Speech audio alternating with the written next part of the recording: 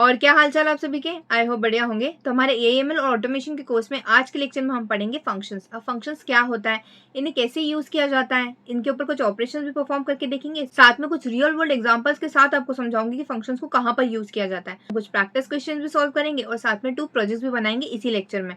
तो चलिए बिना टाइम वेस्ट करें हमारे लेक्चर को स्टार्ट करते हैं। बाकी एएमएल और ऑटोमेशन की फुल कोर्स की प्लेलिस्ट की लिंक आपको डिस्क्रिप्शन बॉक्स में मिल जाएगी, उसको जरूर देखना और सीरियल वाइज फॉलो करना, क्योंकि हर एक लेक्चर में मैंने प्रोजेक्ट बताया है। And I can guarantee you, अगर आपने ये वाला फुल कोर्स फॉलो कर लिया एआईएमएल और ऑटोमेशन का, इसमें आप एआईएमएल भी सीख जाओगे, साथ में डाटा साइंस भी सीख जाओगे, क्योंकि पाइथन की लाइब्रेरीज एआईएमएल और डाटा साइंस में लगभग सेम होती है। तो ये वाला कोर्स दोनों के लिए होगा। तो ये रही हमारी एआईएमएल और ऑटोमेशन की प्लेलिस्ट, आप इसे जरूर देखना, हर एक लेक्चर में आपको प्रोजेक्ट मिलेगा। तो यहाँ से हमारी प्लेलिस्ट स्टार्ट हो रही है। रेबल में भी आपको प्रोजेक्ट मिल जाएगा, ऑपरेटर्स में भी प्रोजेक्ट मिल जाएगा। ये वाला हमारा मेजर प्रोजेक्ट है जो कि ऑटोमेशन पर, कैसे ऑटोमेशन काम करता है, कैसे रियल वर्ल्ड प्रोजेक्ट्स बनाए जाते हैं ऑटोमेशन पर, ये आपको बहुत अच्छे समझ आ जाएगा अगर आप ये वाला लेक्चर देख लोगे तो।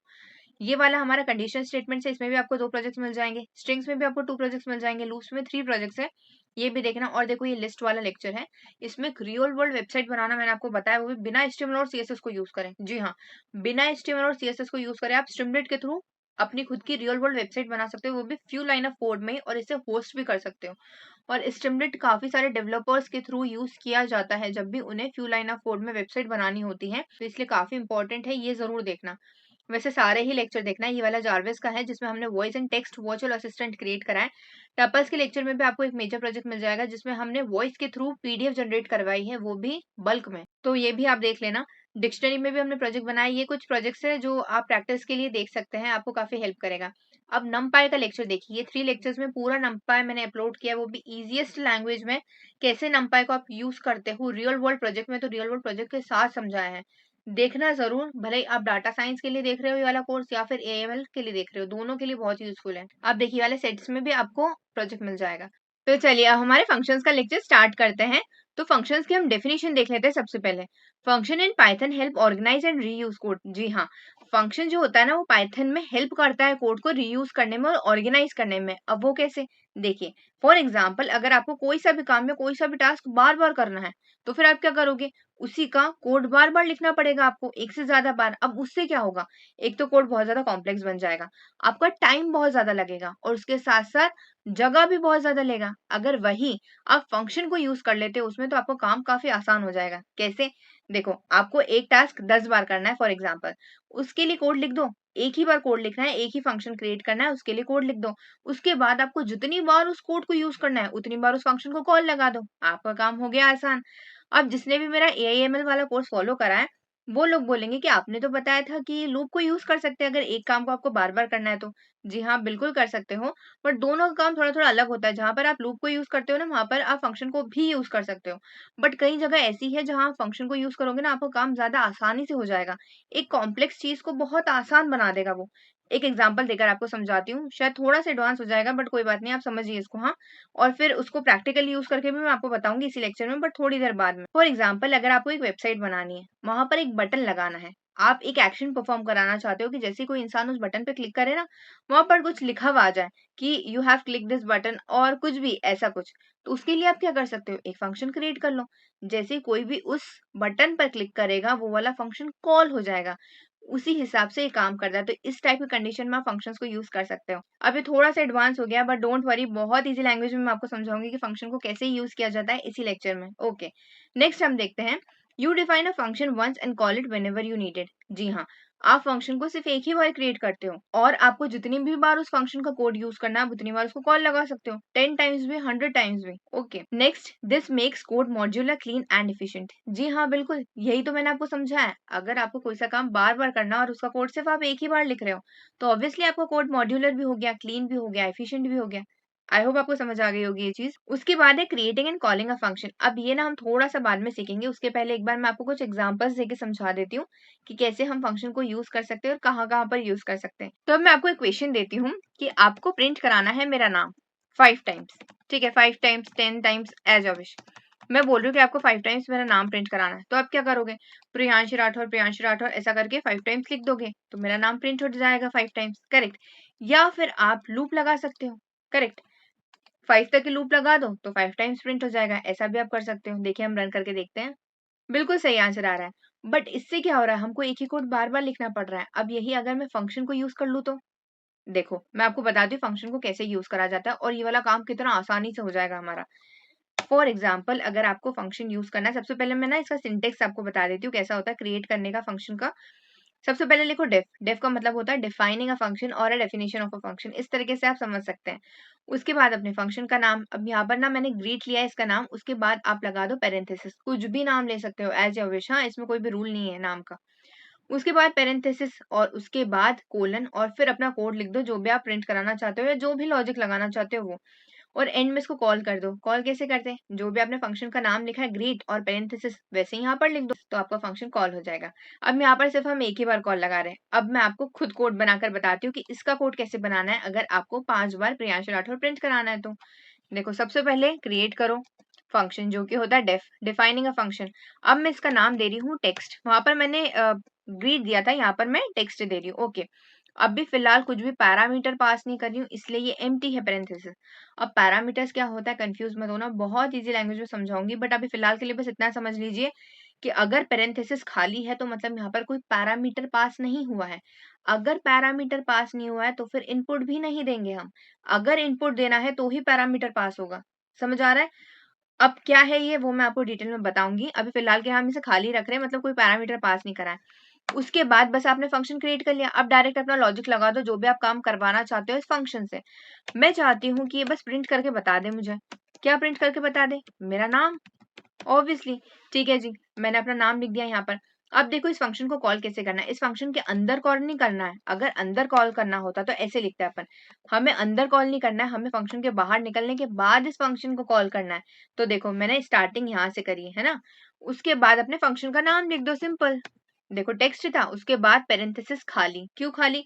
क्योंकि हमने यहाँ पर कोई पैरामीटर पास ही नहीं करा है। अगर यहाँ पर पैरामीटर पास करोगे तो यहाँ पर इनपुट भी पास करना होगा कॉल लगाते वक्त। ठीक है, तो ये हो गया हमारा कॉलर। कॉलर क्या होता है? जहां से आप कॉल लगा रहे हो। यहाँ से मैं कॉल लगा रही हूँ इस फंक्शन को, और कॉल किस पर लग रहा है? इस फंक्शन पर लग रहा है। तो अगर कहीं पर भी लिखा हुआ है कॉलर, तो समझ जाना कॉलर वो है जहां से कॉल लग रहा है। ठीक है, और यहीं पर इनपुट पास होता है और पैरामीटर पास होते हैं यहाँ पर। तो चलिए, आई होप आपको ये चीज समझ आ गई होगी। अब हम इसको रन करके देखते हैं। देखिए प्रियांश लिखा हुआ आ रहा है, बिल्कुल सही आ रहा है। अब आप लोग बोलेंगे कि आपने तो बोला था 5 टाइम्स प्रिंट करके बताओगे, ये तो 1 ही टाइम बता रहा है। जी हाँ, आपको 5 टाइम प्रिंट कराना है तो फिर 5 टाइम्स इसको कॉल कर दो। देखो मैंने कितनी बार कॉल करा है इसको? 6 टाइम्स, तो अभी 6 टाइम प्रिंट होके बताएगा। देखो प्रियांशी 6 टाइम्स प्रिंट होके बता रहा है, बिल्कुल सही आंसर आ रहा है। तो ऐसे ही होता है, अगर आपको 1000 टाइम्स चाहते हो इसका आउटपुट तो 1000 टाइम इसको कॉल कर दो, वो वैसे आउटपुट दे देगा। आई होप आपको समझ आ गया होगा ये चीज। अब देखो एक और एग्जाम्पल से मैं आपको समझाती हूँ, फिर उसके बाद हम दूसरी चीज पे चलेंगे। और एक और एग्जाम्पल में ना हमें पैरामीटर यूज करना होगा, तो आपको ये भी चीज समझ आ जाएगी। दो काम एक ही बार में हो जाएगा। एग्जाम्पल है कि मैं चाहती हूँ टू नंबर्स को मल्टीप्लाई करना। अब अगर टू नंबर्स को आपको मल्टीप्लाई करना है तो ऑब्वियसली टू वेरिएबल क्रिएट करने होंगे जहाँ पे वो दो नंबर स्टोर हो सके और फिर हम मल्टीप्लाई करें। तो मैं यहाँ पर ना दो वेरिएबल क्रिएट कर रही हूँ। मैं चाहती हूँ 3 और 6 को इंटू करना। ठीक है, बी है और यहाँ पर 6 है। अब इसका कोड कैसे लिखेंगे? सिंपल लिख दो प्रिंट। ठीक है, ए स्टार बी। ऐसे नहीं लिखना है तो फिर आप एक वेरिएबल भी क्रिएट कर सकते हो जहां पर इसको स्टोर कर सकते हो एज योर विश। ठीक है, मल्टीप्लाई नाम का यहाँ पर वेरिएबल क्रिएट कर लो और ए इंटू बी यहाँ लिख दो, और फिर यहाँ पर आप इस वेरिएबल का नाम लिख दो एज योर विश। ठीक है, बट अब मेरा ना मूड चेंज हो गया है। मैंने पहले बोला था कि मुझे 3 और 6 को इंटू करना है, बट अब मुझे 3 और 6 के साथ साथ 10 और 15 को भी इंटू करना है। तो फिर क्या करूंगी मैं? यहाँ पर नंबर चेंज करूंगी। हाँ, चेंज तो कर सकते हैं, यहाँ पर 3 की जगह मैं 10 भी लिख सकती हूँ, बट फिर 3 और 6 का आंसर नहीं आएगा। और अगर 3 और 6 का भी आंसर चाहिए और 10 और 15 का भी आंसर चाहिए तो फिर ये वाला कोड वापस से हमें लिखना पड़ेगा। और अब यहाँ पर 10 लिख दो और अब यहाँ पर 15 लिख दो। अब आएगा इन दोनों का आउटपुट। करेक्ट। देखो हम रन करके देखते हैं। देखो बिल्कुल सही आंसर आ रहा है। अब मैं चाहती हूँ 30 और 40 दोनों के लिए मल्टीप्लीकेशन करना। तो कैसे करेंगे?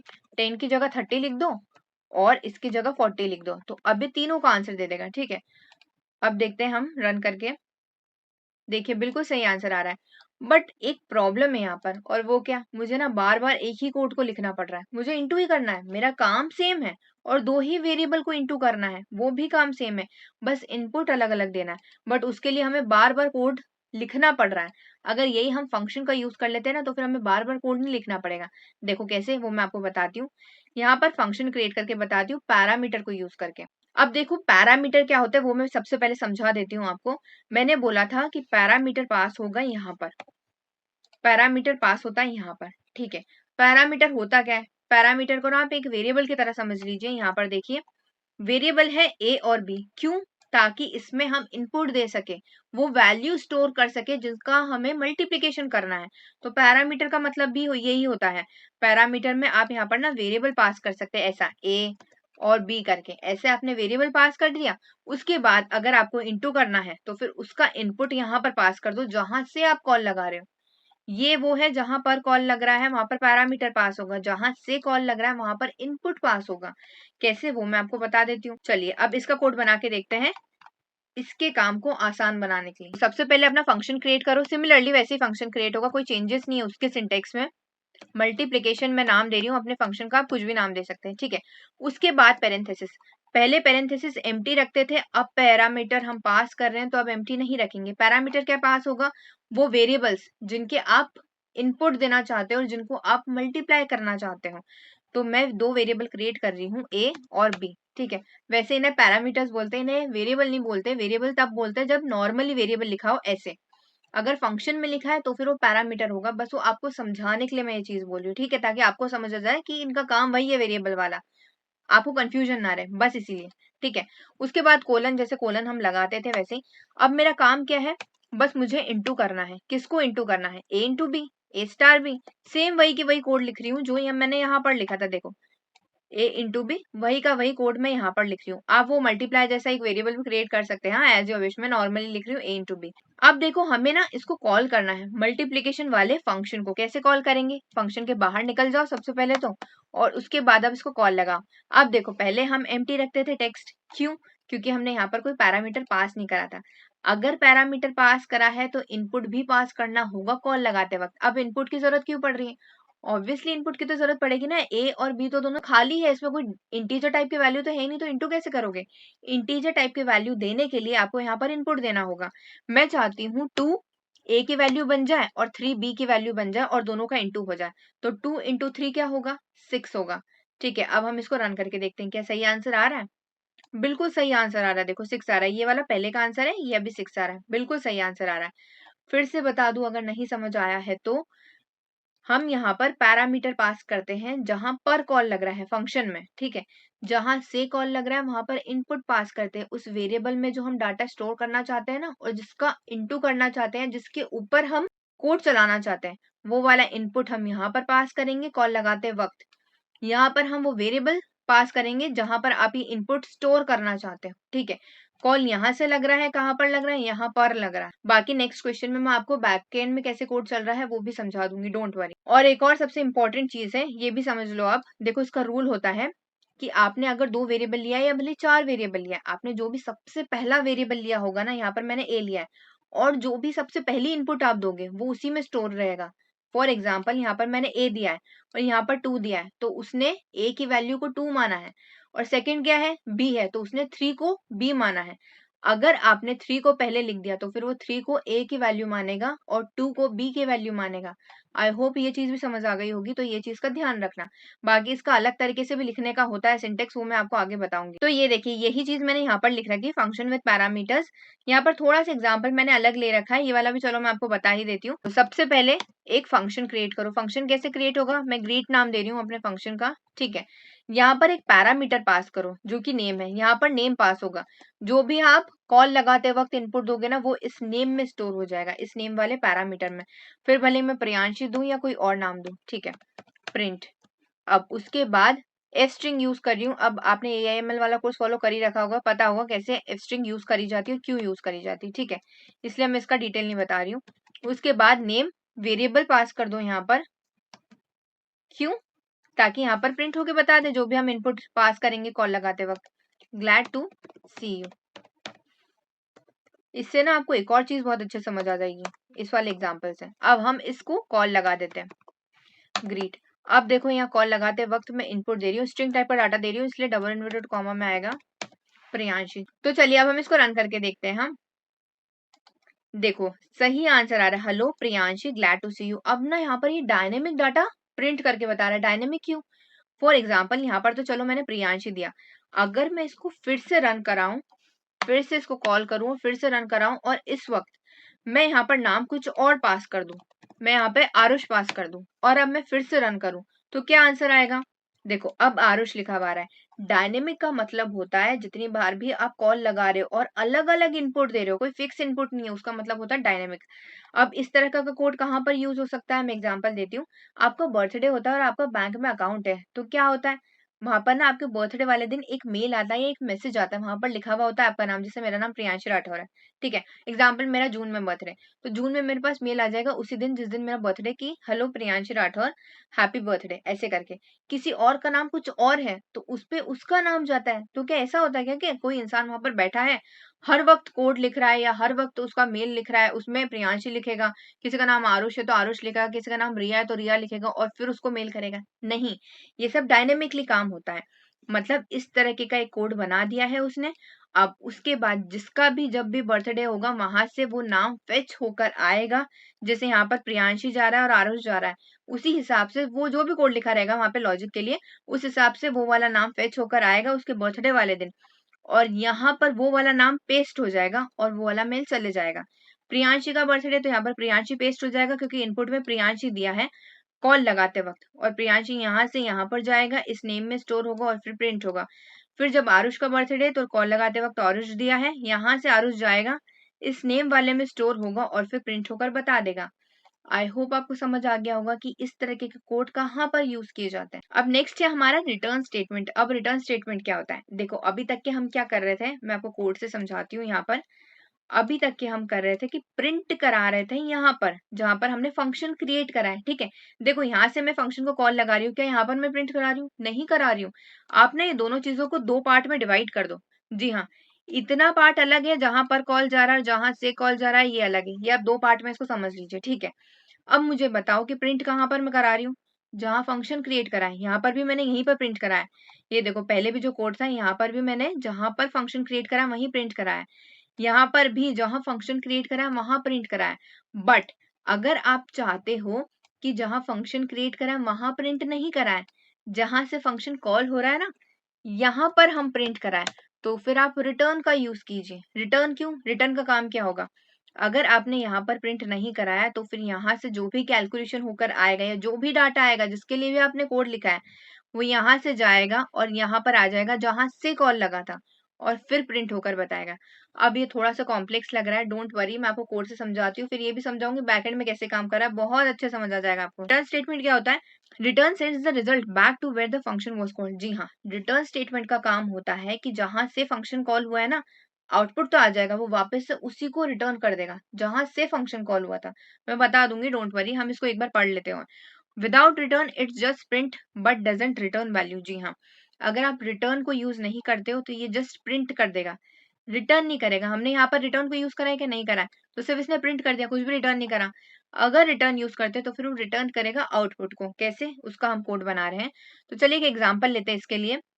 एग्जाम्पल में ले रही हूँ कि मुझे टू वैल्यूज को ऐड करना है। सिंपल से एग्जाम्पल लेते हैं ताकि आपको समझ ज्यादा अच्छे से आ जाए। ठीक है, तो हमारा फंक्शन क्रिएट होगा, ऐड नाम दे रही हूँ फंक्शन का, आप कुछ भी दे देना। इसमें वेरिएबल क्रिएट कर रही हूँ ए एंड बी। ओके जी, अब कोलन, अब इसके बाद रिटर्न कर दो यहाँ पे। जी हाँ, यहाँ हम प्रिंट नहीं करा रहे, सिर्फ रिटर्न करा रहे हैं। तो अब रिटर्न में हमें लॉजिक लगाना होगा। लॉजिक क्या होगा?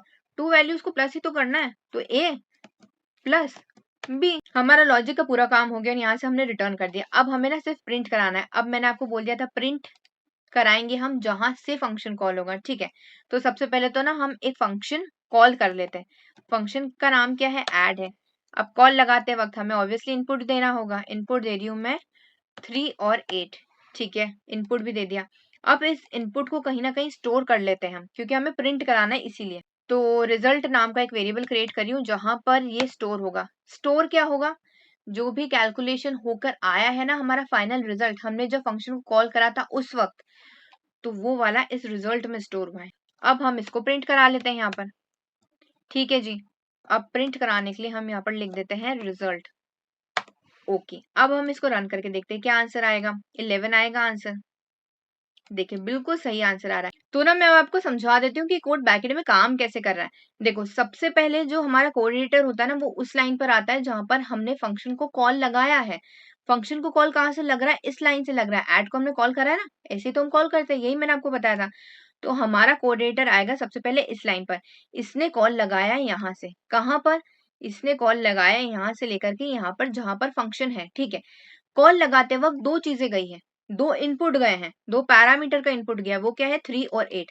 अब 3 हो जाएगा यहाँ पर स्टोर ए में, और 8 हो जाएगा बी में स्टोर, ठीक है। यहाँ पर अब कॉल लगाते वक्त जब 3 और 8 गए हैं, वो दोनों यहाँ पर स्टोर हो गए। अब जाएगा हमारा कोऑर्डिनेटर नेक्स्ट लाइन पर, देखेगा रिटर्न करना है, ठीक है जी। रिटर्न का मतलब होता है कि जहां से कॉल लगा था, कहां से कॉल लगा था? यहाँ से यहाँ पर लगा था। अब रिटर्न जब आंसर होगा ना, वो होगा यहाँ से लेकर के यहाँ पर जहां से कॉल लगा था, ठीक है। अब रिटर्न क्या होगा? ए और बी की वैल्यू को प्लस कर दो। ए और बी की वैल्यू क्या है? 3 और 8। इसका आंसर क्या आएगा? 11। तो अब होगा वापस से रिटर्न, किसको? जहां से कॉल लगा था, कॉल यहाँ से लगा था, तो अब 11 वापस से रिटर्न यहाँ हो जाएगा, किसको? इस ऐड को। 11 यहाँ पर आ गया, अब 11 स्टोर हो गया इस रिजल्ट वाले में। अब आएगा कोऑर्डिनेटर हमारा नेक्स्ट लाइन पर और प्रिंट करा देगा 11। आई होप आपको समझ आ गया होगा कैसे काम करता है ये कोड बैकएंड में, ठीक है। फिर से बता रही हूँ शॉर्ट में, अगर नहीं समझ आया तो। सबसे पहले कोऑर्डिनेटर आता है वहां पर जहां से फंक्शन कॉल हुआ है। यहाँ से फंक्शन कॉल हुआ है, यहाँ पर गया, उसने 3 और 8 को पास करा कॉल लगाते वक्त, यहाँ पर स्टोर हो गया। नेक्स्ट लाइन पे रिटर्न करना था 3 प्लस 8 को, तो दोनों को ऐड कर दिया और जहां से कॉल लगा था फिर से उसी को रिटर्न कर दिया। दो बार काम होता है, एक बार कॉल लगेगा, कैलकुलेशन करेगा, वापस से कैलकुलेशन करने के बाद जो आउटपुट आएगा फिर से उसी को रिटर्न कर देगा। अगर आपको प्रिंट यही कराना है तो फिर आप इस रिटर्न को मत लिखो, डायरेक्टली यही प्रिंट करा दो, तो वापस से ये वाली स्टेप नहीं होगी, रिटर्न वाली स्टेप नहीं होगी। यही चीज मैंने यहाँ पर लिखी एक्सप्लेनेशन में। Return sends the result back to where the function was called. जी हाँ, रिटर्न वापस से वही सेंड कर देता है रिजल्ट को जहां से फंक्शन कॉल हुआ था। The value can be store in a variable and use later. जी हाँ, एक वेरिएबल में स्टोर होती है और उसके बाद हम उसको यूज कर सकते हैं। कैसे? ऐसे प्रिंट कराकर, इस वेरिएबल में स्टोर हुआ आंसर और फिर ऐसे प्रिंट करा दिया हमने, तो हम बाद में इसको यूज कर सकते हैं। आई होप आपको समझ आ गई होगी ये चीज भी, ठीक है। एक और चीज मैं आपको बता देती हूँ, उसके बाद हम नेक्स्ट पे चलेंगे। नेक्स्ट क्या है हमारा? डिफॉल्ट है ना? जी हाँ, इस पर हम बाद में चलेंगे। मैं एक और चीज आपको बता देती हूँ कि रिटर्न टू चेन लॉजिक। अब ये क्या होता है? देखो चेन लॉजिक का काम इस तरीके से होता है। अभी फिलहाल ना हम एक ही फंक्शन क्रिएट कर रहे थे, ठीक है, और वही की वही हम काम करा रहे थे।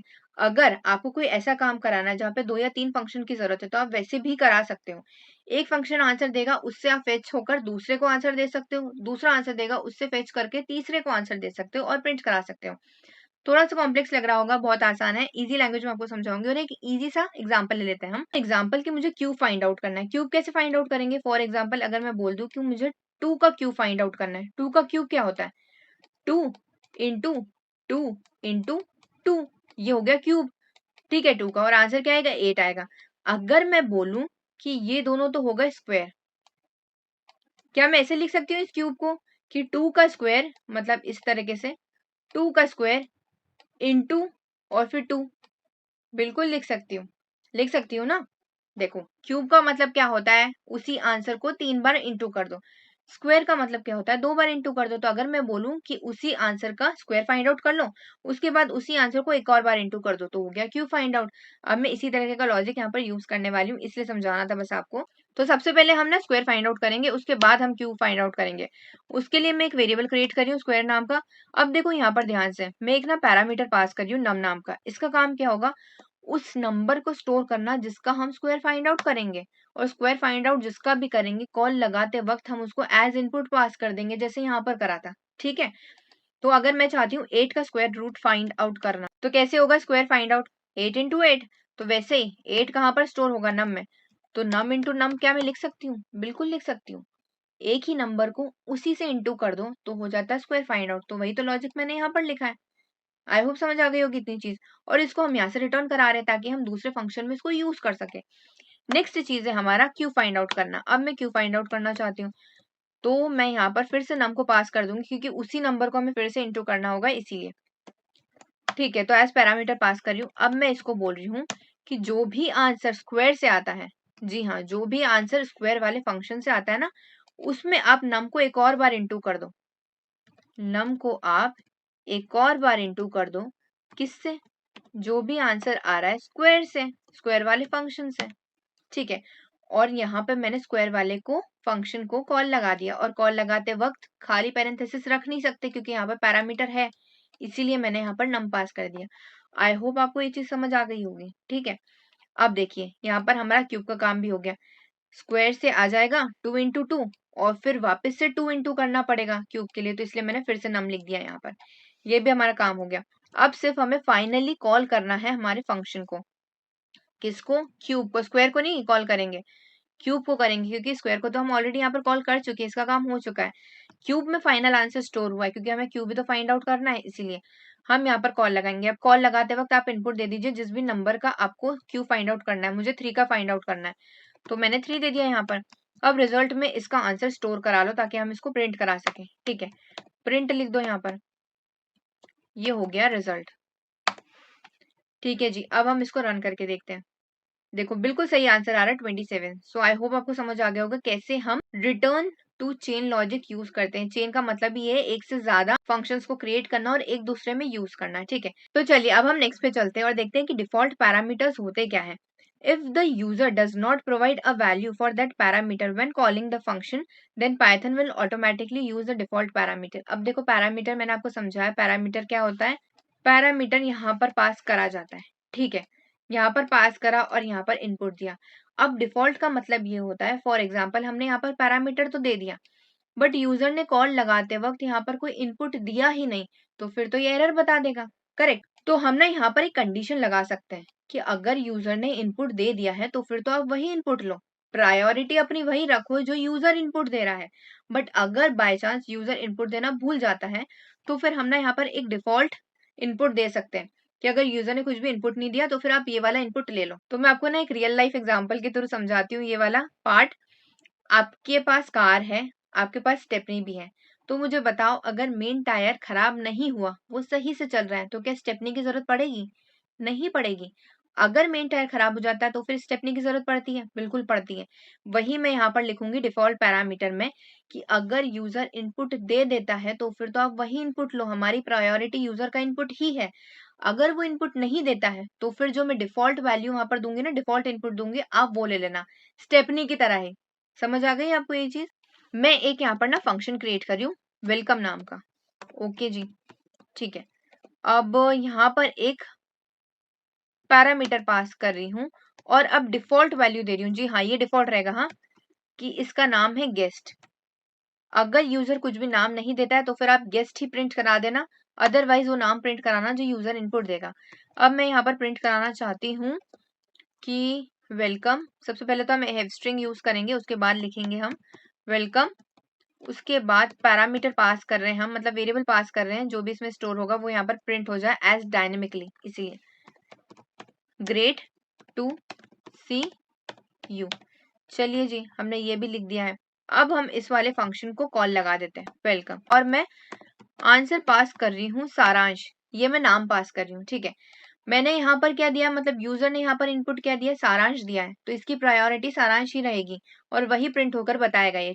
तो देखो ये बिल्कुल सही आंसर बता रहा है, वेलकम सारांश ग्रेट टू सी यू, ठीक है, क्योंकि मैंने यहाँ पर सारांश दे रखा था, मतलब यूजर ने कोई इनपुट दे रखा था, इसलिए उसने यूजर के इनपुट को ही प्रायोरिटी ली है। उसने गेस्ट को प्रिंट नहीं कराया, उसने सारांश ही प्रिंट कराया। अब फॉर एग्जाम्पल अगर मैं सारांश हटा दूं और कुछ भी इनपुट नहीं दूं कॉल लगाते वक्त, अब बताओ क्या प्रिंट कराएगा? अब वो गेस्ट प्रिंट कराएगा क्योंकि हमने ऑलरेडी डिफॉल्ट वैल्यू दे दी है।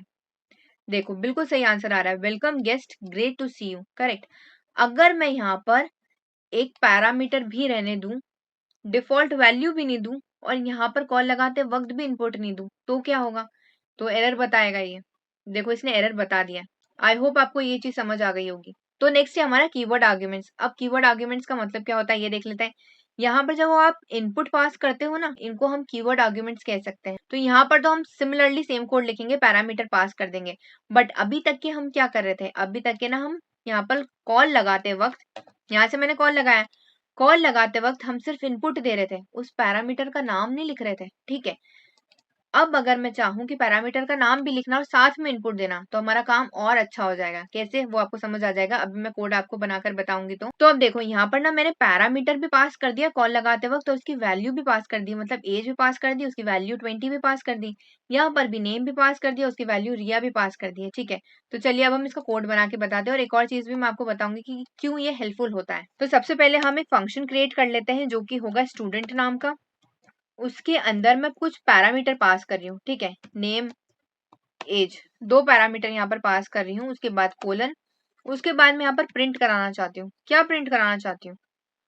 एज और नेम भी यूजर का या स्टूडेंट का। ठीक है, तो यहाँ पर मैं लिख रही हूँ नेम इज, उसके बाद अपना वेरिएबल पास कर देते हैं एंड एज इज, उसके बाद हमारा एज पास कर देते हैं। ओके जी, ये भी हमने यहाँ पर लिख दिया। अब हम इसको कॉल लगा देते हैं। अब कॉल लगाते वक्त अभी तक के हम सिर्फ पैरामीटर का इनपुट दे रहे थे, अब मैं पैरामीटर का नाम भी यहाँ पर पास कर रही हूँ, साथ में उसकी वैल्यू भी पास कर रही हूँ। ठीक है, सिमिलरली एक और पैरामीटर देना होगा, क्योंकि हमने ऊपर दो पैरामीटर पास किया तो दो ही देना होगा, अदरवाइज एरर बताएगा वो। ठीक है, एज है 22। ठीक है जी, ये भी हमने लिख दिया। अब हम इसको रन करके देखते हैं क्या आंसर आता है। देखिए बिल्कुल सही आंसर आ रहा है, name is Riya and age is 22।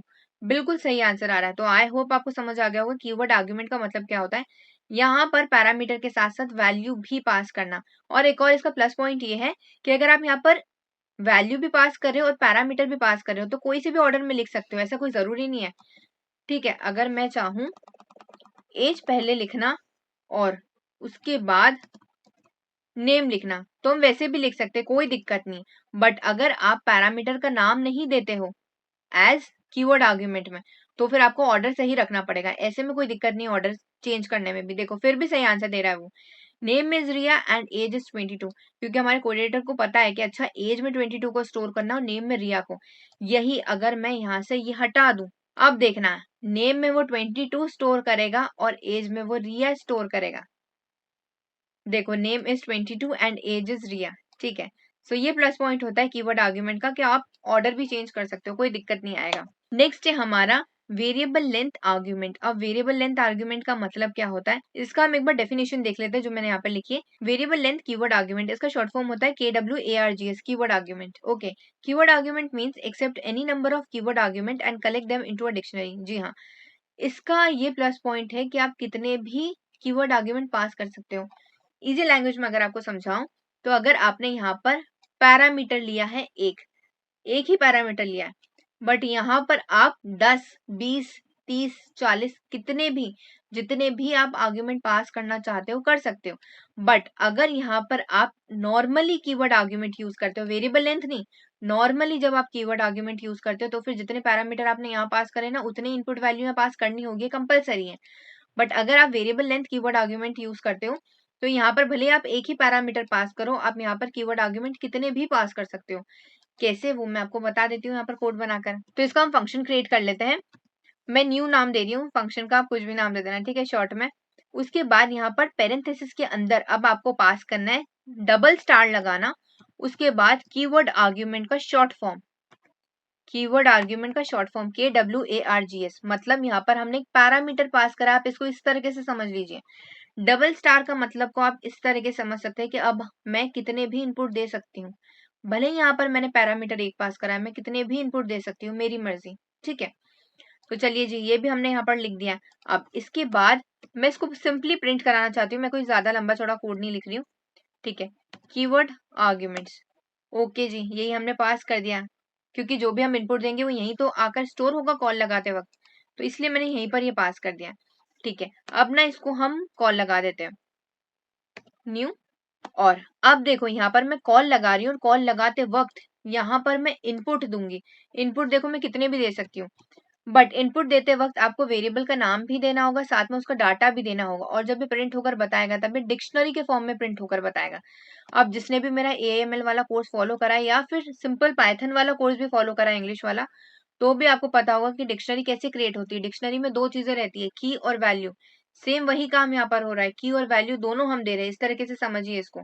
और जब ये प्रिंट होकर बताएगा, ये डिक्शनरी के फॉर्मेट में प्रिंट होकर बताएगा, की भी और वैल्यू भी दोनों प्रिंट होगी। ठीक है, जिसने भी डिक्शनरी वाला टॉपिक देखा उसको अच्छे से समझ आ ही रहा होगा कि मैं क्या बोल रही हूँ। अब यहाँ पर मैं कीवर्ड आर्ग्यूमेंट पास कर रही हूँ। सबसे पहला तो मैंने नेम पास कर दिया यहाँ पर, ठीक है। उसके बाद मैंने यहाँ पर पास कर दिया एज। ओके जी, यहाँ पर हम एज पास कर देते हैं। उसके बाद मैंने यहाँ पर पास कर दिया है एक और हम कीवर्ड आर्ग्यूमेंट पास कर देते हैं कोर्स। ठीक है जी, यहाँ पर कोर्स लिख दिया मैंने CS। तो चलिए अब हम इसको रन करके देखते हैं क्या सही आंसर आएगा कि एरर बताएगा ये। तो देखो बिल्कुल सही आंसर आ रहा है ये। और अब ना ये डिक्शनरी के फॉर्मेट में प्रिंट होकर बता रहा है, कर्ली ब्रेसेस के अंदर बता रहा है ये। ठीक है, पहले नॉर्मली बता रहा था। मैंने डिक्शनरी क्या समझाया था आपको, इसमें दो चीजें होती है, एक तो की और दूसरी वैल्यू। की वैल्यू, की वैल्यू, तो इसीलिए एज अ की और वैल्यू की तरह प्रिंट होकर बता रहा है। यहाँ पर सिर्फ एक ही पैरामीटर पास करा है, पर यहाँ पर मैंने 3 इनपुट पास कर दिया और उसने ले भी लिया है। अगर आप यहाँ पर variable length keyword argument pass कर रहे हो तो फिर आपको दोनों चीजें देनी होगी कॉल लगाते वक्त, वेरिएबल भी और उसका डाटा भी, या फिर इस तरह के समझ लीजिए डिक्शनरी के लैंग्वेज में की भी और उसकी वैल्यू भी। तो एक बार हम देख लेते हैं इसकी इमेज भी, कि मैंने दूसरा एग्जांपल लिया है कि सेम एग्जांपल लिया था। अच्छा, यहाँ पर इंटीजर टाइप का एग्जांपल लिया था, वो भी आपको बता देती हूँ। यहाँ पर मैंने कीवर्ड आर्ग्यूमेंट नाम कुछ और दे दिया, नंबर्स नाम का। ठीक है, आप ये भी कर सकते हो एज योर विश। उसके बाद मैंने यहाँ पर नंबर पास कर दिए 10, 20, 30। आप ऐसे पास कर लीजिए और रन करके देख लीजिए, बिल्कुल सही आंसर बताएगा ये। तो चलिए अब हम नेक्स्ट बना रहे प्रोफाइल बिल्डर। इसको ना आप एक प्रोजेक्ट की तरह समझ लीजिए, मिनी प्रोजेक्ट की तरह समझ लीजिए। ठीक है, प्रोफाइल बिल्डर में क्या क्या प्रिंट कराएंगे, यूजर का नेम, एज, सिटी और क्वालिफिकेशन, ये हम प्रिंट करा देंगे। अब एक बोनस पॉइंट और लेंगे हम, जो भी पैरामीटर होगा उसका जो फर्स्ट लेटर होगा, इनिशियल लेटर, वो कैपिटल में भी कन्वर्ट कर दें। अगर हम लोअर केस में भी दे रहे हैं ना तो ये अपर केस में कन्वर्ट कर दें। कैसे, वो मैं आपको बता देती हूँ। उसके लिए ना हम एक फंक्शन क्रिएट कर लेते हैं। ठीक है, इसका नाम मैं दे रही हूँ प्रोफाइल। ठीक है जी, अब यहाँ पर हम ना ये वेरिएबल लेंथ वाला ही यूज करेंगे कि एक ही पैरामीटर पास कर दो, हमारा काम एक बार में ही हो जाए। RGS, ओके जी, ये भी हमने काम कर दिया है। उसके बाद देखो फॉर लूप लगा रही हूँ। अब लूप वाला लेक्चर आई होप आपने देख रखा होगा, कैसे लूप क्रिएट किया जाता है, भले एक वेरिएबल हो या एक से ज्यादा हो।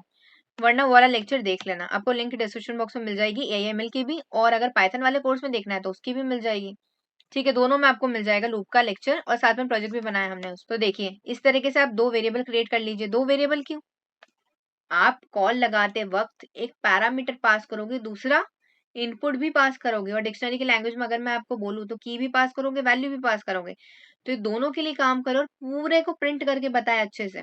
इसलिए हम दो वेरिएबल क्रिएट कर रहे हैं आइटरेशन के लिए। उसके बाद KWARGS, उसके बाद डॉट आइटम्स। ये एक बिल्ट इन मेथड होता है आइटम्स नाम का, ताकि सबके ऊपर रन करके बता सके। ये डिक्शनरी का मेथड है। हाँ, डिक्शनरी वाले लेक्चर में हमने ऑलरेडी पढ़ चुके हैं, वो देख लेना आप। ठीक है जी, अब हम प्रिंट करके बता देते हैं F। उसके बाद कर्ली ब्रेसेस के अंदर मैं पास कर रही हूँ की डॉट कैपिटल लाइज। ठीक है जी, कैपिटलाइज यहाँ पर मैंने पास कर दिया। ये भी बिल्ट इन मेथड है, ये भी हम ऑलरेडी डिक्शनरी वाले लेक्चर में पढ़ चुके हैं। इसका काम होगा कैपिटल लेटर में कन्वर्ट करना, किसको, की के फर्स्ट वाले लेटर को कैपिटल में कन्वर्ट करना। की क्या होगा, हमारा पैरामीटर, वैल्यू क्या होगी, हम जो वैल्यू दे रहे हैं एज इनपुट वो। ठीक है, उसके बाद कोलन प्रिंट हो, उसके बाद वैल्यू प्रिंट हो। ये सिंटेक्स दे रही हूँ कि कैसे मैं प्रिंट कराना चाहती हूँ सभी को। कॉल लगाएंगे हम प्रोफाइल को। अब यहाँ पर हम पास कर देते हैं हमारे पैरामीटर्स, या फिर की और वैल्यू कुछ भी बोल लीजिए। नेम में पास कर रही हूँ यहाँ पर प्रियांशी।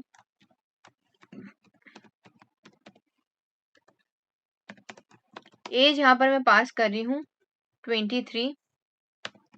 उसके बाद सिटी में पास कर रही हूँ न्यूयॉर्क। उसके बाद हॉबी में यहाँ पर पास कर रही हूँ आर्ट। चलिए जी, ये भी मैंने यहाँ पर लिख दिया। अब चलो हम रन करके देखते हैं इस वाले को। देखो बिल्कुल सही आंसर आ रहा है, बिल्कुल सही आंसर आ रहा है। अब देखो कैसे सही आंसर आ रहा है।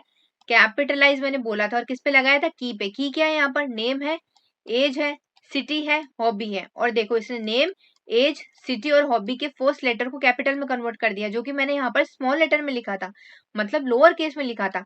बट इसने इन सभी के फर्स्ट वाले लेटर को अपर केस में कन्वर्ट कर दिया है। यही अगर आप यहाँ पर की की जगह वैल्यू पर लगा दोगे ना कैपिटलाइज, तो इन पर ये काम करेगा, प्रियांशी पे, न्यूयॉर्क पे और आर्ट पे। ठीक है, 23 तो इंटीजर टाइप का डाटा, इसलिए उस पर काम कर नहीं पाएगा। आई होप आपको समझ आ गया होगा कैसे काम करता है लूप हमारे फंक्शंस पे, कैसे हम बिल्ट इन मेथड्स यूज करते हैं। यहाँ पर हमने डिक्शनरी के मेथड्स यूज करी, इसलिए वो वाला लेक्चर जरूर देखना, बहुत इंपॉर्टेंट लेक्चर है। प्रोजेक्ट भी आपको मिल जाएगा AIML का इसीलिए। ठीक है, लिंक डिस्क्रिप्शन बॉक्स में मिल जाएगी, अगर नहीं मिले तो मुझसे पूछ लेना, मैं कमेंट सेक्शन प्रोवाइड कर दूंगी। प्लेलिस्ट की लिंक है, आप सभी लेक्चर्स को फॉलो कर लो, स्टार्टिंग से आपका पूरा कोर्स हो जाएगा, कुछ भी मिस नहीं होगा। तो अब नेक्स्ट है हमारा नेस्टेड फंक्शंस। अब नेस्टेड फंक्शंस का काम क्या होता है? A nested function is simple a function inside another function. It is useful when you want to keep some logic hidden or private inside a bigger function. जी हाँ, बिल्कुल सही है। नेस्टेड फंक्शन का सिंपल सा काम होता है, हमने लूप वाले लेक्चर में पढ़ा था कि नेस्टेड लूप का काम क्या होता है। एक लूप है, उसके अंदर दूसरा लूप है, सेम फंक्शन में होगा, एक फंक्शन होगा उसके अंदर दूसरा फंक्शन होगा। कैसे क्रिएट करना है वो मैं आपको बता देती हूँ, और मैंने यहाँ पर लिख ही दिया है, it is useful when you want to keep some logic hidden or private inside a bigger function.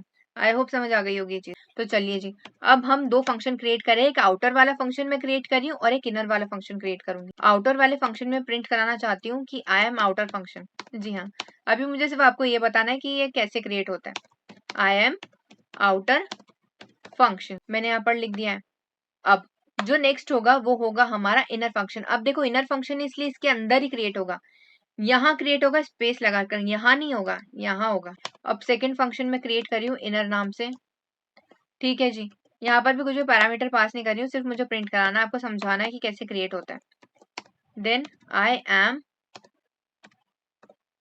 Inner function. ठीक है जी, ये भी हमने यहाँ पर लिख दिया। अब देखो, दोनों को कॉल लगा दो। अब कॉल कैसे लगाओगे? मैंने क्या बोला था, जिस भी फंक्शन को कॉल लगाना है उसके बाहर कॉल लगाओ। ये वाला हमारा इनर फंक्शन है, अगर इनर को कॉल लगाना है तो इनर के बाहर लगाना होगा, यहाँ पर नहीं, यहाँ पर कॉल लगाना होगा। ठीक है, अगर हमें इसको कॉल लगाना है तो कहाँ कॉल लगाएंगे? हम यहाँ पर लगाएंगे ना। देखो, मैं कॉल लगा के भी बता देती हूँ, आउटर। तो सिमिलरली अगर हमें इनर को कॉल लगाना है तो ऑब्वियसली यहाँ पर लगाएंगे हम कॉल। अब ना हम इसको रन करके देखते हैं, देखते हैं क्या आंसर आता है। देखो, बिल्कुल सही आंसर आया, I am outer function and I am inner function. Backend में कैसे कोड काम करेगा, मैंने आपको बोला था, जहां पर भी फंक्शन कॉल हो रहा है वहां पर आएगा हमारा कोडेटर सबसे पहले। सबसे पहले ऑब्वियसली आउटर वाला ही फंक्शन कॉल होगा, तो पहले कोडेटर यहाँ पर आएगा, यहाँ से कॉल जाएगा यहाँ पर इस लाइन पर, उसके बाद प्रिंट कराएगा आई एम आउटर फंक्शन, उसने प्रिंट करा दिया। उसके बाद फिर यहाँ पर आएगा, देखिएगा, अच्छा यहाँ से इनर फंक्शन को भी कॉल लगाना है। ठीक है जी, तो फिर इनर को कॉल लगाएगा, उसके बाद ये प्रिंट कराएगा आई am inner function. I hope आपको समझ आ गया होगा कैसे काम करता है नेस्टेड फंक्शंस। तो अब नेक्स्ट है हमारा लैम्डा फंक्शंस। अब लैम्डा फंक्शंस क्या होते हैं ये देख लेते हैं हम। लैम्डा फंक्शंस का काम बस ये होता है कि अगर आपको बहुत लंबा चौड़ा कोड नहीं लिखना है, मतलब पहले फंक्शन क्रिएट करो, उसके बाद उसको कॉल भी लगाओ, उसके अंदर कोड लिखो, इतना सारा तामझाम नहीं चाहिए। शॉर्ट में आपको काम करना और बहुत थोड़ा सा ही आपको काम है फंक्शन है, तो फिर आप लैम्डा का यूज कीजिए, ये एक ही लाइन में पूरा कोड हो जाएगा। कैसे, वो मैं आपको बता देती हूँ। देखो, लिखा भी मैंने यहाँ पर डेफिनेशन में, एनोनिमस वन लाइनर, मतलब एक ही लाइन में लैम्डा फंक्शन क्रिएट हो जाता है, उसका लॉजिक भी लग जाता है। Lambda small one line function without name used for quick easy task. जी हाँ, अगर इजी टास्क और फास्ट करना है तो फिर लैम्डा फंक्शंस का यूज कीजिए। कैसे, एक क्वेश्चन में ले रही हूँ और वो है स्क्वायर फाइंड आउट करने का। पहले मैं आपको बताऊंगी कि इसका कोड कैसे लिखेंगे बिना लैम्डा को यूज करें, फिर मैं आपको बताती हूँ कि कैसे कोड लिखेंगे लैम्डा को यूज करें। अगर मैं यहाँ पर एक पैरामीटर पास करी हूँ एक्स, यहाँ पर वो वैल्यू स्टोर होगी जिसका भी मैं स्क्वायर फाइंड आउट करना चाहती हूँ। ठीक है, उसके बाद मैं यहाँ से रिटर्न करी हूँ एक्स इंटू एक्स। यही तो होता है हमारा लॉजिक स्क्वायर फाइंड आउट करने का, वही मैंने यहाँ पर लिखा है, कुछ नई चीज तो लिखी नहीं है। प्रिंट, उसके बाद हम यहाँ से रिटर्न हो रही है ना वैल्यू, अब हम यहाँ से कॉल लगाते हैं, किसको? स्क्वायर को। अब यहाँ पर वैल्यू पास कर दो जिसका भी आप स्क्वायर फाइंड आउट करना चाहते हैं। अब हम रन करके देखते हैं कि क्या सही आंसर आ रहा है। बिल्कुल सही आंसर आ रहा है। 7 का स्क्वायर क्या होता है? 7 इंटू 7 49। तो चलिए, अब हम लैम्डा फंक्शन को यूज करके इसी का कोड लिखेंगे, और वो भी एक ही लाइन में। कैसे? मैं ना लैम्डा दे रही हूँ इस वाले वेरिएबल का नाम। ये वेरिएबल मैं क्यों क्रिएट कर रही हूँ? ताकि जो भी हम कैलकुलेशन लगाएंगे ना, और लैम्डा फंक्शन की हेल्प से हम स्क्वायर फाइंड आउट करेंगे, फाइनल आंसर आके इस लैम्डा स्क्वायर वाले वेरिएबल में स्टोर हो जाए, सिर्फ इसलिए। अब देखो, लैम्डा फंक्शन में यहाँ पर क्रिएट कर रही हूँ, लैम्डा नाम लिख रही हूँ, मतलब हमारा फंक्शन अब क्रिएट हो गया है। डायरेक्टली आप लॉजिक लिख दो जो भी आप काम कराना चाहते हो। मैं चाहती हूँ, एक तो पैरामीटर मैंने पास कर दिया, देखो एक्स पैरामीटर भी पास कर दिया। हाँ, ऐसे पैरामीटर पास करते हैं एक ही लाइन में। सबसे पहले अपने फंक्शन का नाम लैम्डा, उसके बाद पैरामीटर पास कर दो, उसके बाद कोलन, उसके बाद लॉजिक, जो भी आप लॉजिक लगाना चाहते हो। मैं चाहती हूँ एक्स इंटू एक्स, क्योंकि ऐसे ही तो स्क्वायर फाइंड आउट होता है, तो वो मैंने लॉजिक भी लगा दिया।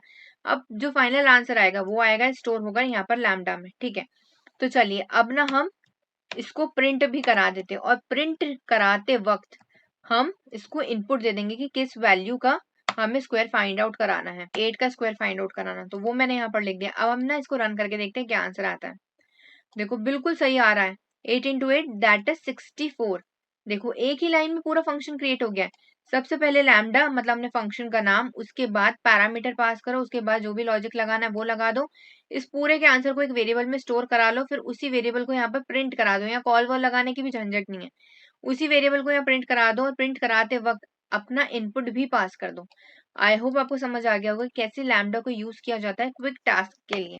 तो अब हम फंक्शंस का काफी सारा पार्ट पढ़ चुके हैं कि फंक्शंस क्या होता है। अब हम ना इसका प्रोजेक्ट बनाएंगे ताकि आपको समझ आ जाए कि इसको रियल वर्ल्ड में कैसे यूज किया जाता है। तो हम 2 प्रोजेक्ट्स बनाएंगे। हमारा फर्स्ट प्रोजेक्ट है एटीएम प्रोजेक्ट यूजिंग फंक्शंस। जी हाँ, एक एटीएम सिस्टम क्रिएट करेंगे। तो जब भी आप बैंक में जाते हो, एटीएम मशीन रहती है वहां पर, आप क्या देखते हो वहां पर आपको वो पूछता है, सबसे पहले तो वेलकम करता है आपका, ठीक है, welcome to this bank. Next आपसे पूछता है कि आपको मनी विड्रॉ करना है कि डिपॉजिट करना है, करेक्ट। तो उसी टाइप का हम एक सिस्टम क्रिएट करेंगे। यहाँ पर टोटल 4 फीचर्स रहेंगे। सबसे पहला रहेगा बैलेंस चेक करने का कि आपके अकाउंट में कितना बैलेंस है। सेकंड फीचर रहेगा कि आपको मनी विड्रॉ करना है। थर्ड फीचर रहेगा कि आपको मनी डिपॉजिट करना है। और फोर्थ फीचर रहेगा कि आपको एग्जिट करना है, मतलब आपका काम हो चुका है, अब एग्जिट कर दो, मशीन को बंद कर दो। तो एक रियल वर्ल्ड प्रोजेक्ट रहेगा। इससे आपको काफी हद तक समझ आ जाएगा कि फंक्शंस कैसे यूज किए जाते हैं।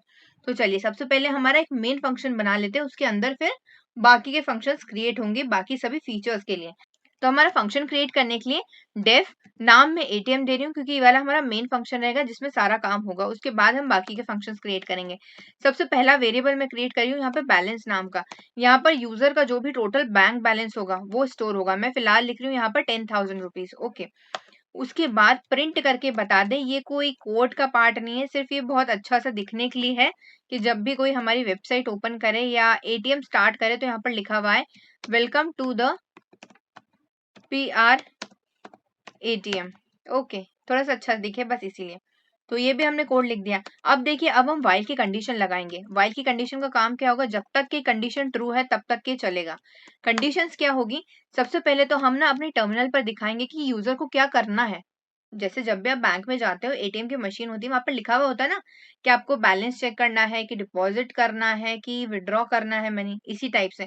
तो वैसे ही हमारे टर्मिनल पर लिखा हुआ आएगा। जैसे हम इसको रन करेंगे ना, टर्मिनल पर लिखा हुआ आएगा कि आपको क्या करना है। पहले तो आप हमको ये बताओ, उस हिसाब से हम कोड को रन करवाएंगे, इसीलिए। ठीक है, तो यहाँ पर मैं लिख रही हूँ कि आप चूज करो, किन में से चूज करो, वो मैं यहाँ पर ऑप्शंस दूंगी कि आप चूज करो कि आपको विड्रॉ करना है, कि आपको डिपॉजिट करना है, क्या काम करना है वो, ओके। ऑप्शन, तो अब देखो, अब ना मैं ऑप्शन दे रही हूँ। किसको ऑप्शन दे रही हूँ, यूजर को ऑप्शन दे रही हूँ। किसके थ्रू दे रही हूँ, मशीन के थ्रू दे रही हूँ कि अगर आप चाहते हो बैलेंस को चेक करवाना तो फिर आप एक काम करो, 1 को सिलेक्ट करो। जी हाँ, चेक बैलेंस के लिए आप 1 को सिलेक्ट करो। अगर आप चाहते हो विड्रॉ कराना, मनी विड्रॉ कराना, तो फिर आप एक काम करो, 2 को सिलेक्ट करो, मनी। जी, ये भी हमने लिख दिया कि अगर आप विड्रॉ कराना चाहते हो तो फिर 2 को सिलेक्ट करो। अगर आप चाहते हो डिपॉजिट करना मनी तो फिर आप 3 को सिलेक्ट करो, डिपॉजिट मनी, ओके जी। और अगर आप चाहते हो एग्जिट करना, मतलब आपका जो भी काम था वो हो चुका है, भले आपने बैलेंस चेक करवाया है या फिर डिपॉजिट करा है या फिर विड्रॉ करा है, बट करेंटली आपका काम हो चुका है, तो फिर आप 4 को सिलेक्ट कर लीजिए कि हमारा काम हो गया, ताकि हमारी मशीन वहीं पर रुक जाए, एग्जिट हो जाए। इसीलिए ये हमारा काम हो गया, हमने अपने यूजर को बता दिया कि ये सिलेक्ट करो। अब क्या काम करेंगे, अब ये काम करेंगे कि अगर यूजर ने इनमें से कुछ भी सिलेक्ट कर लिया है तो फिर उसके लिए भी तो काम करवाना पड़ेगा ताकि मशीन सही आउटपुट दे पाए यूजर को। तो वो कोड लिखेंगे अब हम। तो उसके लिए मैं एक वेरिएबल बना रही हूँ चॉइस नाम का। इसका काम क्या होगा, इसका काम होगा यूजर से इनपुट लेना। अब यूजर कुछ भी इनपुट दे सकता है, ठीक है। ये यहाँ पर स्पेस की वजह से दिक्कत दे रहा है, अब ठीक है। देखो, अब यूजर ना कुछ भी इनपुट दे सकता है, 1 2 3 4 इनमें से कुछ भी। तो इसलिए हम दिखाएंगे यूजर को यहाँ पर, ताकि यूजर इनपुट दे सके, एंटर योर चॉइस। और अब यूजर जो भी चॉइस देगा 1 से लेकर के 4 के बीच में, वो चॉइस स्टोर होगी इस चॉइस वाले वेरिएबल में। और अब हम जो भी ऑपरेशंस परफॉर्म करेंगे, जो भी कोड लगाएंगे, इस पर लगाएंगे, क्योंकि यूजर की जो भी चॉइस होगी उसी हिसाब से इस कोड को रन करना चाहिए। अगर उसने बैलेंस चेक करवाया है, 1 सिलेक्ट करा है, तो फिर बैलेंस वाला कोड रन कराओ, मतलब वो वाला फंक्शन रन कराओ। अगर विड्रॉ कराना है तो फिर विड्रॉ का हम फंक्शन बनाएंगे, वो रन कराओ। अगर डिपॉजिट कराना है तो फिर डिपॉजिट वाला फंक्शन रन कराओ। अगर एग्जिट करना है तो फिर एग्जिट वाला फंक्शन रन कराओ। इसीलिए हम यहाँ पर चॉइस उसकी स्टोर करवा रहे हैं। अब इसके बाद हम एक कंडीशन लगाएंगे। कंडीशन क्या होगी, सबसे पहली कंडीशन होगी 1 के लिए कि अगर यूजर की चॉइस इक्वल्स टू 1 है। अभी इक्वल्स टू और ये सब हमने कंडीशनल स्टेटमेंट्स और ऑपरेटर्स इन सब में पढ़ चुके हैं। उसका लेक्चर आपको एएमएल वाली सीरीज में मिल जाएगा, देख लेना। तो देखिए, अगर यूजर की चॉइस 1 है तो फिर एक काम करो, एक फंक्शन रन करवा दो और उस फंक्शन में जो भी कोड रहेगा ना उसको रन कराओ। अभी फिलहाल हमने फंक्शन क्रिएट नहीं करा, बट मैं यहाँ पर नाम दे रही हूँ और इसी नाम का हम फंक्शन क्रिएट करेंगे ताकि अगर यूजर की चॉइस 1 है तो फिर वो वाला कोड रन करेगा। ठीक है, चेक बैलेंस नाम से मैं फंक्शन क्रिएट करूंगी। अभी कुछ भी मैंने क्रिएट नहीं करा है और उसको एज इनपुट मान लो या फिर पैरामीटर मान लो, उसमें मैं पास कर रही हूँ बैलेंस। ऑब्वियसली यहाँ पर बैलेंस ही पास करना पड़ेगा ना। देखो, अगर यूजर ने बोला कि मुझे बैलेंस चेक करवाना है तो ऑब्वियसली इसी का यूज रहेगा। अगर यूजर ने बोल दिया कि मुझे विड्रॉ कराना है मनी, तो भी बैलेंस का ही यूज रहेगा। यूजर ने अगर ऐसा अमाउंट बोल दिया जितना अमाउंट इसमें है ही नहीं, फॉर एग्जाम्पल यूजर ने बोल दिया कि मुझे 20,000 रुपीज विड्रॉ कराने हैं, बट यहाँ पे तो 10,000 ही है, तो फिर उसको बताना पड़ेगा ना हमारी मशीन को कैलकुलेट करके, क्या आपने 20,000 बोला है, इसमें 10,000 ही है, इसको सब्ट्रैक्ट करके देखो, इनसफिशिएंट बैलेंस है, और ये यूजर को बता देगा। इसलिए फिर भी हमें बैलेंस की जरूरत पड़ेगी। अगर हमें डिपॉजिट करना है तो भी बैलेंस की जरूरत पड़ेगी। उसने बोला कि मैं 10,000 रुपीज और डिपॉजिट करना चाहता हूँ, तो फिर हमारे एटीएम को पूरा रिकॉर्ड तो होना चाहिए ना कि 10,000 ऑलरेडी था, 10,000 और डिपॉजिट कर दिया, अब टोटल बैलेंस बन गया 20,000 रुपीज। तो जितने भी ऑपरेशन होंगे वो सब इस बैलेंस पे होंगे, इसलिए हम यहाँ पर बैलेंस को पास कर रहे हैं। ये वाला हमारा काम हो गया, चॉइस 1 का काम हो गया। अब ये वाले जो फंक्शन रहेंगे वो हम बाद में क्रिएट करेंगे। अभी फिलहाल ये चॉइस के लिए मैं बना रही हूँ कंडीशन। ठीक है, अगर यूजर ने लिख दिया कि उसकी चॉइस है 2, मतलब यूजर ने 2 सिलेक्ट कर लिया, तो फिर क्या करो, अगर 2 सिलेक्ट कर दिया है तो फिर ये वाला पार्ट रन कराओ। अब देखो, अमाउंट नाम से एक वेरिएबल बना रही हूँ जहां पर स्टोर होगा टोटल अमाउंट। ठीक है, जितना भी यूजर विड्रॉ कराना चाहता है। 2 किसके लिए होगा, 2 होगा विड्रॉ के लिए। देखो, अगर आपको नहीं समझ आए कि अमाउंट क्या होता है तो मैं आपको अच्छे से बता देती हूँ। अगर यूजर को डिपॉजिट करना है या फिर विड्रॉ कराना है, मुझे बताओ कौन कौन चीजों की जरूरत पड़ेगी। सबसे पहला बैलेंस की जरूरत पड़ेगी, और दूसरा यूजर को बताना होगा हमारे मशीन को कि कितना मनी उसको डिपॉजिट करना है या फिर विड्रॉ कराना है। तो डिपॉजिट करना है या विड्रॉ कराना है तो वाला अमाउंट के लिए हम अमाउंट लिख रहे हैं ताकि यूजर बता सके कि उसको कितना अमाउंट विड्रॉ करना है, और वो वाला अमाउंट इसमें स्टोर होगा ताकि हम कैलकुलेशन में काम लेंगे इस वाले वेरिएबल को, अमाउंट को। अब ये इनपुट फ्लोट टाइप का भी हो सकता है, इसलिए मैं यूजर का इनपुट फ्लोट टाइप में ले रही हूँ। Enter amount to withdraw. अब ये रुपी में होगा, ये भी हम लिख देते, चलो ठीक है, इट्स ओके। ओके, ये भी हमने सारा काम कर दिया। अब इसके बाद क्या होगा, इसके बाद होगा कैलकुलेशन का काम। कैलकुलेशन मतलब अब उसने जो भी विड्रॉ करा लिया ना, उसके बाद अब करंटली कितना बैलेंस बचा है, जितना भी उसने विड्रॉ करा है, करंट बैलेंस भी तो हमें चेक करना होगा। उसके लिए मैं यहाँ पर वेरिएबल क्रिएट कर रही हूँ, और अब यहाँ पर हम एक फंक्शन को कॉल कराएंगे। किस फंक्शन को, जो हम क्रिएट करेंगे विड्रॉ के लिए। तो इसलिए विड्रॉ के नाम से एक फंक्शन का नाम मैं लिख रही हूँ जो हम क्रिएट करेंगे बाद में। अब यहाँ पे 2 चीजें पास करनी होगी। बैलेंस में तो हमने एक ही चीज पास करी थी क्योंकि हम सिर्फ बैलेंस पे काम करवा रहे थे। यहाँ पर हमें 2 चीज पास करनी होगी, एक तो यूजर ने जो भी अमाउंट बोला है कितना विड्रॉ करना है वो अमाउंट, और दूसरा बैलेंस। इन दोनों पे ही काम होगा इसलिए। अब नेक्स्ट होगा हमारा चॉइस फॉर 3। ठीक है, अगर यूजर ने चूज करा है 3 तो फिर ये वाला कोड काम करना चाहिए। अब इसमें क्या होगा, अमाउंट सेम वही वाला जो डिपॉजिट वाला था ना, वही की वही यहाँ पर कोड लिखाएगा, बस थोड़ा सा चेंजेस रहेगा। इनपुट, यूजर से इनपुट तो लेना होगा ना हमें। क्यों इनपुट लेना पड़ेगा, पूछना तो पड़ेगा कि कितना मनी आपको डिपॉजिट करना है ताकि उसका रिकॉर्ड रह पाए हमारे मशीन में, इसीलिए enter amount to deposit. Okay, और ये भी रुपी में होगा। ये एरर क्यों बता रहा है, फ्लोट। ओके, इक्वल्स टू का साइन नहीं लगा है इसलिए। तो अब हम यहाँ पर बैलेंस लिख देंगे ताकि डिपॉजिट करने के बाद कितना बैलेंस बचा है वो इसमें स्टोर हो जाए। और डिपॉजिट नाम से एक फंक्शन क्रिएट करेंगे और इसमें भी पास कर देंगे हम 2 चीजें, बैलेंस पे भी काम होगा और अमाउंट पे भी, कितना अमाउंट यूजर को डिपॉजिट करना है उस पे भी। आप देखो, ये भी हमने कंडीशन लिख दी है। अब जो नेक्स्ट है वो होगी हमारी लास्ट कंडीशन, जो की होगी एलिफ चॉइस इक्वल्स टू 4। अगर आप 4 सिलेक्ट कर रहे हो तो इसका मतलब है कि आप एग्जिट करना चाहते हो, एग्जिट कर दो। ओके, और यहाँ पे लिख दो गुड बाय। ठीक है, और इसके बाद यहाँ से ब्रेक कर दो। ब्रेक का मतलब क्या होता है, ये मैंने आपको कंडीशन स्टेटमेंट में समझाया था। ब्रेक का मतलब है कि वहीं के वहीं रुक जाओ, अब इसके आगे का कोड रन कराने की जरूरत नहीं है। ठीक है, अगर यूजर ने बोल दिया एग्जिट तो मतलब कैलकुलेशन अब और मत कराओ, हो गया यूजर का काम, बस यही मतलब है इसका। ठीक है, और अब आखिरी कंडीशन हम लिख रहे हैं एल्स। एल्स मतलब इनवैलिड चॉइस, मतलब अगर यूजर ने 1 भी सिलेक्ट नहीं करा, 2 भी नहीं करा, 3 भी नहीं करा, 4 भी नहीं करा, इसके अलावा कोई और डाटा ही सिलेक्ट कर लिया, 50, 40, 30,000 इस टाइप से कुछ सिलेक्ट कर लिया, तो फिर आप बता दो कि यूजर की जो चॉइस है ना वो इनवैलिड है।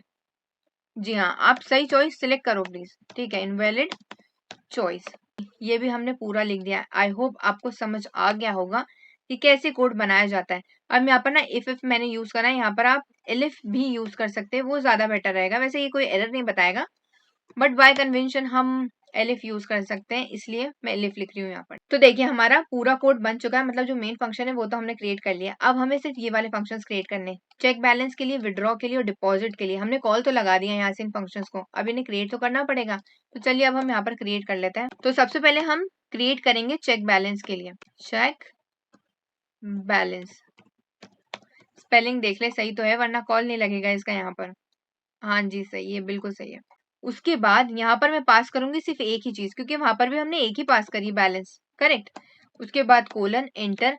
अब देखो मैं प्रिंट करवा रही हूँ, क्या प्रिंट करा रही हूँ कि हमारा करंट बैलेंस। इतना सिंपल प्रिंट करा दो, इसमें कुछ भी ऑपरेशन लगाने की जरूरत नहीं है। जितना भी होगा 10,000 है तो 10,000, अगर डिपॉजिट और विड्रॉ कराया है तो फिर उसको ऑपरेशन उस वाले फंक्शन में लगेगा। इसमें कुछ भी हमें ऑपरेशन लगाने की जरूरत नहीं है। आप बस डायरेक्टली प्रिंट करके बता दो यूजर को कि आपका करंट बैलेंस इतना है, योर बैलेंस इज रुपी। इसके बाद यहाँ पर बैलेंस पास कर दो, जो भी करंट बैलेंस होगा डायनेमिक वैल्यू फेच होकर यहाँ पर आ जाएगी। ठीक है जी, ये भी हमारा काम हो गया। अब सेकेंड हम फंक्शन क्रिएट कर रहे हैं विड्रॉ के नाम से, कि यूजर कितना विड्रॉ करा रहा है उसका सारा कैलकुलेशन का काम करेगा ये। ठीक है, ये हमने लिख दिया। हम यहाँ पर दो चीजें हम पास करेंगे, एक तो बैलेंस और सेकेंड जो भी यूजर अमाउंट विड्रॉ कराना चाहता है वो अमाउंट। अब देखो यहाँ पर कंडीशंस लगानी पड़ेगी। अब कंडीशंस क्यों लगानी पड़ेगी, यहाँ पर दो कंडीशन लगानी पड़ेगी। पहली कंडीशन होगी कि करंटली अभी बैलेंस है 10,000 रुपीज, यूजर ने बोल दिया मुझे 20,000 रुपीज विड्रॉ कराना है। कैसे कराएगा यूजर विड्रॉ, नहीं करा सकता, इनसफिशिएंट बैलेंस है। तो ये बताना होगा कि अगर बैलेंस जो है वो कम है और यूजर ने अमाउंट ज्यादा बोला है तो फिर इनसफिशिएंट बैलेंस बता दो। और एल्स में क्या आएगा, मतलब सफिशिएंट बैलेंस है, विड्रॉ करा सकते हो।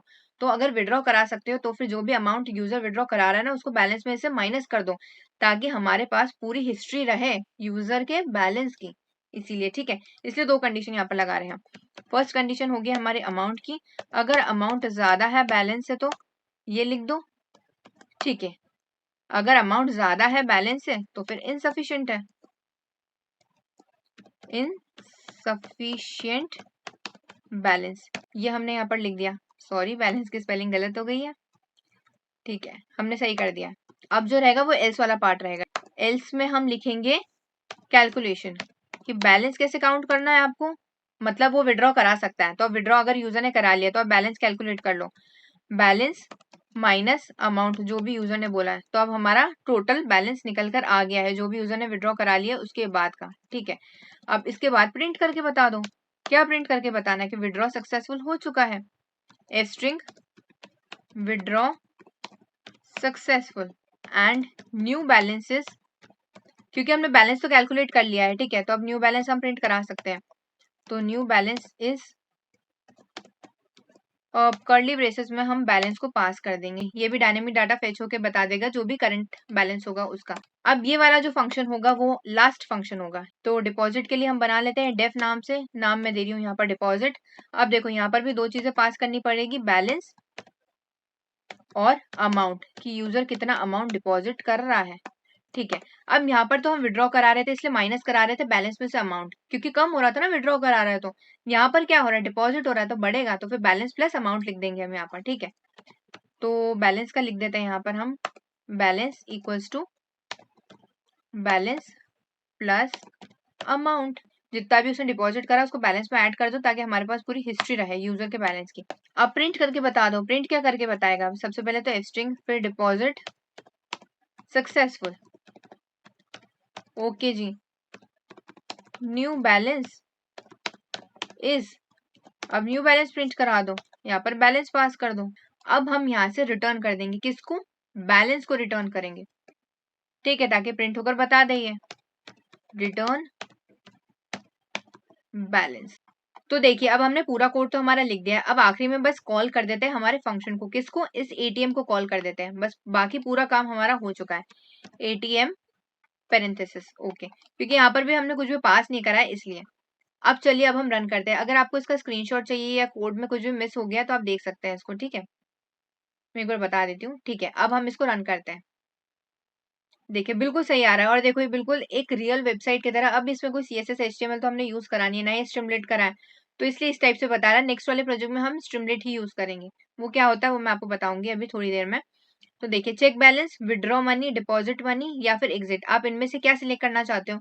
मैं अभी फिलहाल सिलेक्ट करना चाहती हूँ 1, क्योंकि मैं चेक करना चाहती हूँ बैलेंस कितना है। एंटर, देखिए लिखा हुआ आ रहा है योर बैलेंस इज 10,000 रुपीज। अब फिर से वो पूछ रहा है हमारा ATM मशीन। अब आप क्या सिलेक्ट करना चाहते हो। मैं 2 सिलेक्ट करना चाहती हूँ। एंटर, अब बोल रहा है एंटर अमाउंट टू विड्रॉ।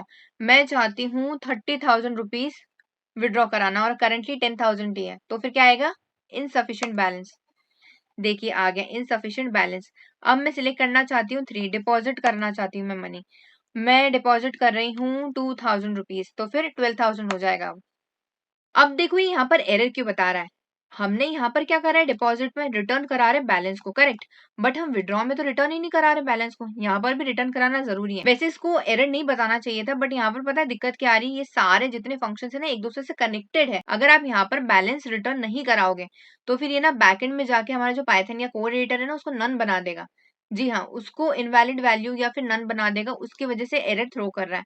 अब हम इसको डिलीट करते हैं, फिर से रन करते हैं, अभी सही से काम कर जाएगा। मैं बोल रही हूँ चेक बैलेंस 1, देखिए 10,000 रुपीज बता रहा है। अब मुझे विड्रॉ कराना है मनी जो कि है 2,000 रुपीज, ठीक है। सॉरी, पहले हमें सिलेक्ट तो करना होगा ना 2, एंटर। अब 2,000 रुपीज मुझे विड्रॉ कराना है, एंटर। बिल्कुल सही आंसर आ रहा है, 10,000 माइनस 2,000, 8,000 रुपीज। अब मुझे डिपॉजिट करना है, उसके लिए 3 सिलेक्ट कर रही हूँ। डिपॉजिट में करना चाहती हूँ 10,000 रुपीज, तो 8,000 और 10,000 18,000। देखिए बिल्कुल सही आंसर आ रहा है 18,000 रुपीज।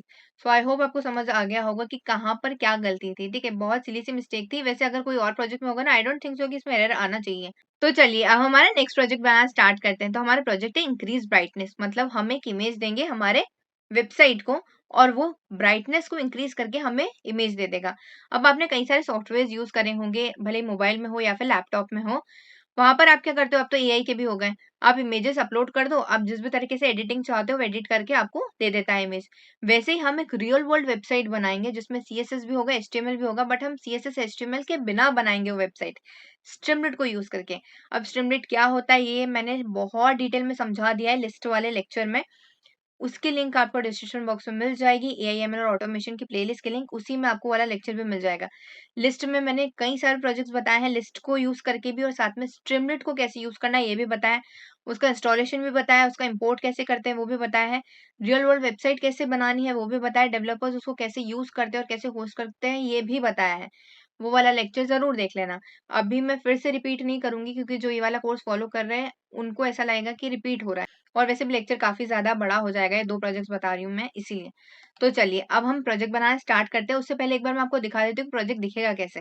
देखिए रियल वर्ल्ड वेबसाइट दिखेगी बिल्कुल। देखो HTML CSS जावास्क्रिप्ट पूरी इस तरीके से दिखेगी। हम HTML CSS लगाएंगे नहीं, बट देखो बिल्कुल फ्रंट एंड दिख रहा है इसका। तो देखिए ये वाला कुछ इस टाइप से टाइटल आएगा, मैजिक इमेज ट्रांसफॉर्मर, ये कुछ इमोजीज ये सब हम लगा देंगे। ऊपर देखिए यहाँ पर भी आएगा, ब्राउजर पे भी मैजिक इमेज ट्रांसफॉर्मर, इसका भी हमें कोड लिखना होगा। यहाँ पर एक इमेज देंगे जो कि होगी ओरिजिनल इमेज।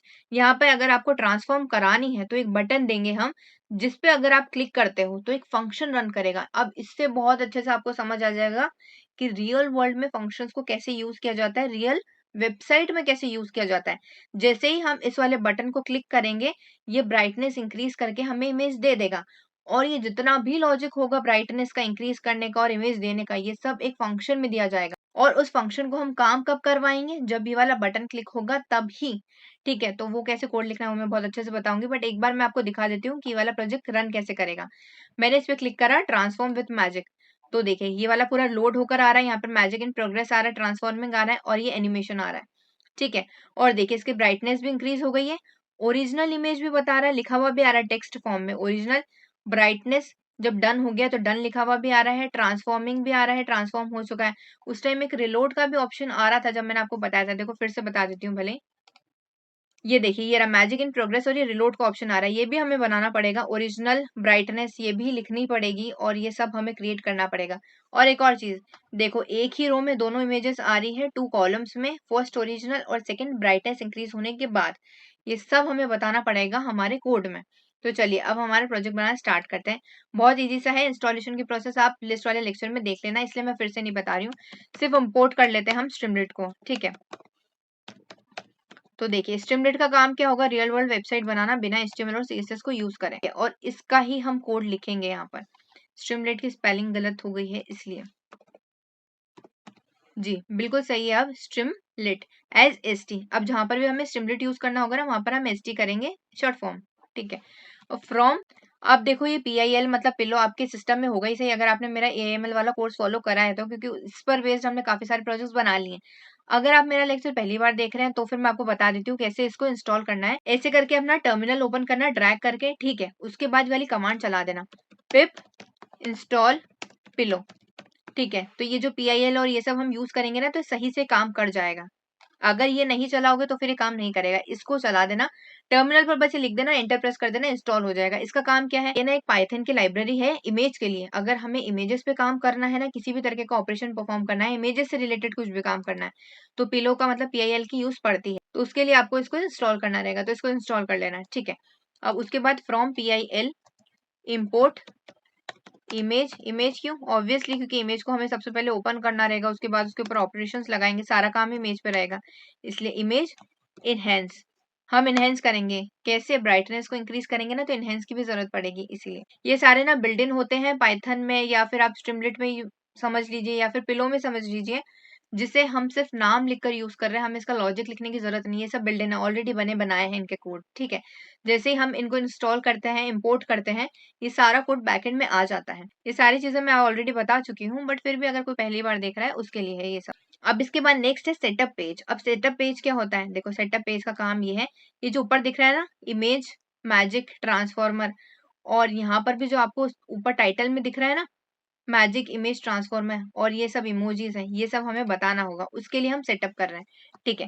ST स्ट्रीमलीट के लिए शॉर्ट फॉर्म, सेट पेज और कॉन्फ़िग, ठीक है जी। देखो ये खुद ही रिकमेंड कर रहा है। उसके बाद हम सारी डिटेल्स लिख देते हैं। सबसे पहले पेज का टाइटल लिखूंगी मैं कि टाइटल क्या चाहती हूँ, तो टाइटल मैं चाहती हूँ मैजिक इमेज ट्रांसफॉर्मर, और उसके बाद ना यहाँ पर हम इमोजी लगा देते हैं। इमोजी कैसे लगाते हैं, विंडोज प्लस डॉट, ठीक है। यहाँ पर इमोजी हम लगाएंगे स्टार वाली, ये वाली लगा देते हैं, चलो ये रिकमेंड भी कर रहा है, यही सही है ना। तो ये हमने लगा दी इमोजी। उसके बाद कॉमा, अब हम पेज का आइकन दे रहे हैं।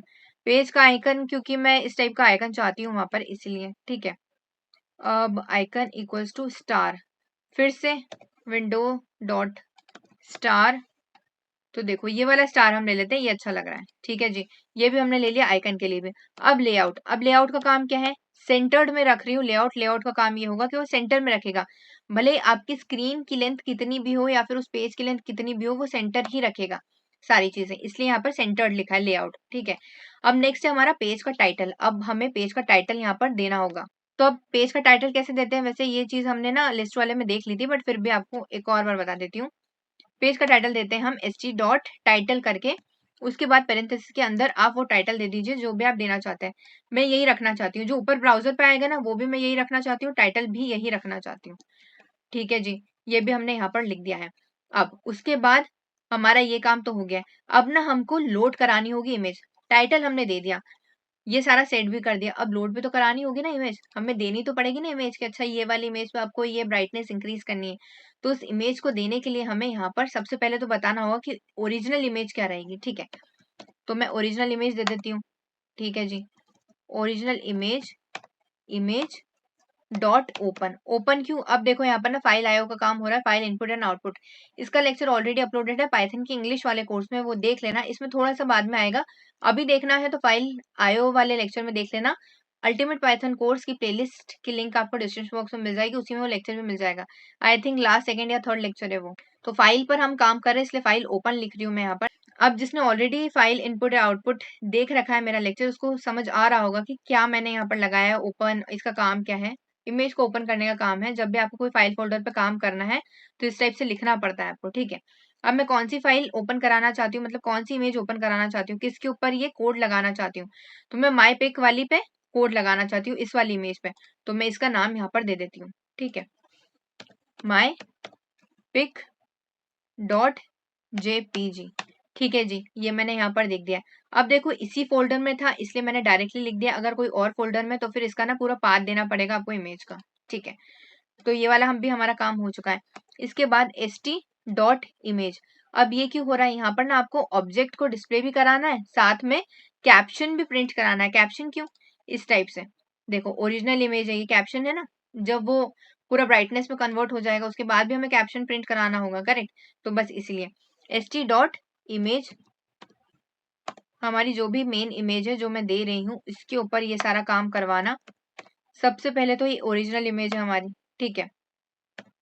दूसरी चीज क्या है, इसमें कैप्शन लगाओ, और कैप्शन क्या लगाना है, ओरिजिनल इमेज लगा दो। थर्ड थिंग क्या है यहाँ पर, थर्ड है हमारी use container width. Use container width का बस काम होगा कि फिट कर दे इमेज को पेज के अकॉर्डिंग, तो यहाँ पर मैं ट्रू लिख रही हूँ। अब इसके बारे में ज्यादा सोचने की जरूरत नहीं है, जो भी लेंथ होगी आपके पेज की, स्क्रीन की, उस हिसाब से ऑटोमेटिकली अरेंज कर देगा और सेंटर में रखेगा उसको, ठीक है।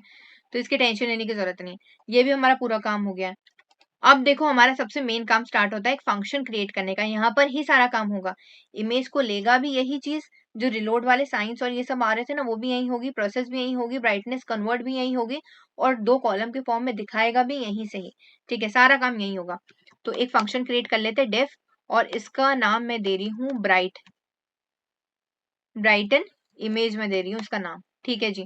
पेरेंथेसिस खाली पास कर रहे हैं हम, अभी कुछ भी देना नहीं चाहते यहाँ पे, इनपुट एज, ठीक है। अब st डॉट इन्फो, अब ये क्यों लिख रहे हैं, देखो वहां पर जो लिखा हुआ आया था ट्रांसफॉर्मिंग टाइप का, मैंने आपको बताया था ट्रांसफॉर्मिंग, तो ऐसे ट्रांसफॉर्मिंग करके आए कि अच्छा ये ट्रांसफॉर्म हो चुकी है या हो रही है। देखो मैं आपको बता भी दूं, इसको ट्रांसफॉर्म करा, देखो यहाँ पर ऊपर लिखा हुआ है ट्रांसफॉर्मिंग, तो ये एक इंफॉर्मेशन के टाइप से आ रहा है। देखो ब्लू कलर का पूरा ब्लॉक बना हुआ है रेक्टेंगल के टाइप में। अगर आपने उडू पे काम करा है ना आपको अच्छे से पता होगा, वैसे उडू के बारे में मैंने रेपल वाले लेक्चर में बताया है, ठीक है। उसमें भी ऐसे ही होता है कि अगर आपको कोई सी इन्फॉर्मेशन टाइप से प्रिंट करानी है ना तो इन्फो लिख दो। इन्फो में क्या होगा, इस तरीके से एक रेक्टेंगल टाइप का बॉक्स हो जाएगा और उसमें कुछ ना कुछ टेक्स्ट प्रिंट करके बताएगा एज इन्फॉर्मेशन, जैसे एक रियल वर्ल्ड वेबसाइट में होती है वैसे ही। तो इसलिए मैंने यहाँ पर ट्रांसफॉर्मिंग लिखा है कि जब भी वो ट्रांसफॉर्म हो जाए या हो रही है तो एक ट्रांसफॉर्मिंग टाइप का एक इन्फो दिख जाए बस यूजर को देखने के लिए, ताकि उसको ये समझ आए कि हाँ वेबसाइट पे कुछ काम हो रहा है, मैंने इमेज दी है कुछ काम हो रहा है, ऐसा नहीं कि कुछ भी काम नहीं हो रहा है, बस इसीलिए। तो अब देखो जो अब हमारा नेक्स्ट काम होगा ना वो होगा हमारा स्पिनिंग का। स्पिनिंग मतलब क्या होता है, देखो ये जो मैंने यहाँ पर बनाया था ना आपको, एक बार इसको मैं फिर से चलाती हूँ, ये देखो स्पिन करके आ रहा है मैजिक इन प्रोग्रेस, और ये रिलोड जैसा ऑप्शन कुछ आ रहा है स्पिन जैसा, बस ये हमें बनवाना है, ठीक है। तो वो हम बना लेते हैं। कहाँ पर बनाएंगे, यहाँ पर बनाएंगे। अभी फिलहाल इस एरर पे मत ध्यान देना क्योंकि मैं उस वाली फाइल पर अभी फिलहाल कोड बना रही हूँ, और एक कोड मैं ऑलरेडी रन करवा रही हूँ आपको ये दिखाने के लिए, इसलिए तो माइंड मत करना इस एरर को। तो यहाँ पर हम स्पिन का एक एनिमेशन लगा देते हैं, st डॉट स्पिनिंग। स्पिनर नाम का एक एनिमेशन होता है, ऑलरेडी स्ट्रीमलेट ही प्रोवाइड करता है, हमें सिर्फ उसका एक लाइन में कोड लिखना है, ठीक है। और जब वो स्पिन करेगा उसके साथ एक स्पिन वाला जो रिलोड का है ना वो तो इससे आ जाएगा स्पिनर से, वो जो सर्कल से आ रहा था ना जो पूरा कंटिन्यूस रिलोड कर रहा था वो इस स्पिनर से आ जाएगा। बट उसके साथ जो आपको टेक्स्ट प्रिंट कराना है, जो मैंने यहाँ पर टेक्स्ट प्रिंट करके दिखाया था, उसके लिए आपको यहाँ पर लिखना पड़ेगा टेक्स्ट। मैं लिख रही हूँ magic in progress, magic in progress. यहाँ पर कुछ इमोजी लगाना चाहो तो लगा सकते हो, चलो लगा ही देती हूँ, है ना। चलिए हमने यहाँ पर इमोजी भी लगा दिया, स्पिनर का हमारा यहाँ पर काम हो चुका है। अब देखो स्पिनर के लिए हमने यहाँ पर कोड तो लिख दिया, इसके बाद ना आपको यहाँ पर स्लीप भी लगाना होगा, टाइम भी लगाना होगा। क्यों, देखो जब हमने जो इमेज दी है उसको उसने ब्राइटनेस इंक्रीज कर दिया है, कन्वर्ट कर दिया है, उसके बाद बीच में स्पिनर लगा दो, पर जब कन्वर्ट कर दिया और उसने दिखा दिया तो फिर रुक भी जाओ आप, ठीक है, विद इन 2 सेकेंड्स में आप रुक जाओ। उसके लिए मैं यहाँ पर लिख रही हूँ, यहाँ पर टाइम जो हमने इंपोर्ट करा था ना टाइम, उसी को यूज करें हम, टाइम डॉट स्लीप, 2 सेकेंड्स में आप स्लीप कर जाना। अब इसके बाद हमें कोड लिखना है ब्राइट करने के लिए इमेज को। अब ब्राइट कैसे करेंगे इमेज को, ये वाली चीज भी ना स्ट्रीमलेट प्रोवाइड करती है, इसीलिए बहुत अच्छी चीज है स्ट्रीमलेट। अब हमारा मेन काम स्टार्ट होता है, तो मैं एक वेरिएबल क्रिएट कर रही हूँ ब्राइट इमेज के नाम से, ताकि जब भी इमेज ब्राइट हो जाएगी मतलब ब्राइटनेस इंक्रीज हो जाएगी उसके बाद जो इमेज बनेगी ना उसको आप यहाँ पर स्टोर कर दो। अब देखो बहुत सारी चीजें ना ये खुद ही प्रोवाइड करता है इमेज एनहेंस करके। देखो स्ट्रीमलेट ही प्रोवाइड करता है, इसीलिए बहुत अच्छी चीज है स्ट्रीमलेट। उसके बाद में बोल रही हूँ कि इमेज को एनहेंस कर दो। काय से एनहेंस करो? ब्राइटनेस से एनहेंस करो। मैं कोई फेड नहीं कर रही हूँ, ना ही इसकी ओपेसिटी कम कर रही हूँ, ना ही कुछ और। हमें ब्राइटनेस पे काम करना है, इसलिए डॉट ब्राइटनेस यहाँ पर लिख दिया है। उसके बाद किस पर आप ब्राइटनेस इंक्रीज कराना चाहते हो वो तो लिखो। तो हम ओरिजिनल इमेज पे इंक्रीज कराना चाहते हैं, जो mypic डॉट जेपीजी दिया है ना उस वाले पे, तो वो दे दिया है। वो mypic डॉट जेपीजी इसी में स्टोर है ओरिजिनल इमेज में, इसलिए मैंने यहाँ पर ये पास करा है। उसके बाद डॉट इनहेंस। अब आप उसको ये बताओ किस तरह के से इनहेंस कराना चाहते हो आप। मतलब इनहेंस की भी आपको बताना तो पड़ेगा ना अमाउंट, कितना इनहेंस कराना चाहते हो। मैं चाहती हूँ कि 1.8 से ये ब्राइटनेस इंक्रीज हो जाए। आप और ज्यादा भी बढ़ा सकते हो एज योर विश, ठीक है। तो हमारा ब्राइटनेस का भी पूरा काम हो चुका है। अब से फाइनल काम हमारा बचता है कि एक रो में 2 इमेजेस बता दें, ओरिजिनल भी और साथ में जो ब्राइटनेस इंक्रीज हो गई है वो भी, और नीचे जो कैप्शन टाइप से लिखा था ना टेक्स्ट वो भी बता दें, ठीक है। और हाँ साथ में एनिमेशन वो जो बलून वाला था ना वो भी, तो वो सब हमें यहाँ पर लिखना पड़ेगा। तो अब देखो सबसे पहले तो हम इसको बताएंगे कि तुम कॉलम पे ध्यान दो। हाँ ठीक है, पहले तो हम 2 कॉलम क्रिएट करें, कॉलम 1 और कॉलम 2। क्यों? सबसे पहला वाला कॉलम रहेगा ओरिजिनल इमेज के लिए, सेकेंड कॉलम रहेगा ब्राइटनेस इंक्रीज होकर जो आई है ना इमेज उसके लिए। तो 2 कॉलम्स क्रिएट कर दो। ब्रैकेट में बता दो कितने कॉलम्स क्रिएट करने हैं, 2। तो ठीक है जी, हमने 2 कॉलम्स यहाँ पर क्रिएट कर दिए। तो उसके बाद देखो अब हम बता रहे हमारे कोऑर्डिनेटर को कि कॉलम 1 जो रहेगा ना वो रहेगा इमेज के लिए, फर्स्ट वाली इमेज के लिए, जो कि होगी हमारी ओरिजिनल इमेज। ठीक है जी, हमने यहाँ पर ओरिजिनल इमेज पास कर दी है। उसके बाद उसमें आपको कैप्शन भी ऐड करना है। ओरिजिनल इमेज तो प्रिंट करा देगा इस वाले ओरिजिनल इमेज से, ठीक है। देखो फिर से बता रही हूँ, हमने यहाँ पर 2 कॉलम क्रिएट करे हैं। फर्स्ट वाला कॉलम ओरिजिनल के लिए, सेकंड वाला कॉलम जो ब्राइटनेस इंक्रीज होगी उसके बाद। अब मैं अपने कोऑर्डिनेटर को बताना तो पड़ेगा ना कि फर्स्ट वाले पे आपको कौन सी इमेज रखनी है, सेकंड वाले पे कौन सी रखनी है। फर्स्ट वाले पे आपको रखनी है ओरिजिनल इमेज, और उसके साथ आपने रख तो दिए, इस वाले से ये काम हो जाएगा, ओरिजिनल इमेज प्रिंट हो जाएगी। उसके साथ आप कैप्शन भी प्रिंट कराओ। कैप्शन क्या होगा? Original image, original image caption होगा इसका, ठीक है। उसके साथ साथ आपको प्रिंट कराना है यूज कंटेनर विथ ट्रू। क्यों? ताकि अच्छे से फिट होकर इमेज बता दे, बस कुछ भी कोलैप्स नहीं करे, ना ही ये बाहर निकले, इमेज सही से फिट होकर बता दे, बस इसीलिए, ठीक है। अब सेकंड भी हम यही करेंगे, यहाँ पर यही कॉपी पेस्ट कर देते हैं हम यहाँ पर, ठीक है। यहाँ पर कॉलम 1 है तो यहाँ पर कॉलम 2 लिख दो। ओरिजिनल इमेज की जगह पर जो ब्राइट वाली इमेज रखी है ना अपन ने, वो वाली इमेज यहाँ पर रख दो, क्योंकि ब्राइट होने के बाद जो इमेज आएगी वो यहीं तो स्टोर होगी, करेक्ट। तो ये रहा, हमने यहाँ पर ब्राइट इमेज लिख दी है, ठीक है। यहाँ पर भी हम लिख देते हैं कि ठीक है ब्राइटन इमेज, ये भी हमने यहाँ पर लिख दिया, और ये तो ट्रू बिल्कुल सही है। तो चलिए जी, हमारा ये ब्राइटनेस वाला काम भी पूरा हो चुका है। अब देखो इतना काम तो हो गया, अब सिर्फ आखिरी काम हमारा बचा है बलून वाला, वो जो एनिमेशन बताया था ना वो वाला। तो अब हम हमारे कोऑर्डिनेटर को बोल रहे हैं कि हमने इमेज तो दे दी है, आपने उसको ब्राइट भी करा दिया, आपने कॉलम में प्रिंट भी करा दिया 2 कॉलम्स में, ओरिजिनल भी और ब्राइट वाली भी। एनिमेशन भी बता दिया, वो रिलोड वाला जो स्पिन था वो भी बता दिया, हर एक चीज बता दिया आपने। अब फाइनली जब ये पूरी ब्राइट होकर रिलोड होकर इमेज दिख जाए ना स्क्रीन पे, तब आप एंड में ये वाला एनिमेशन चलाना।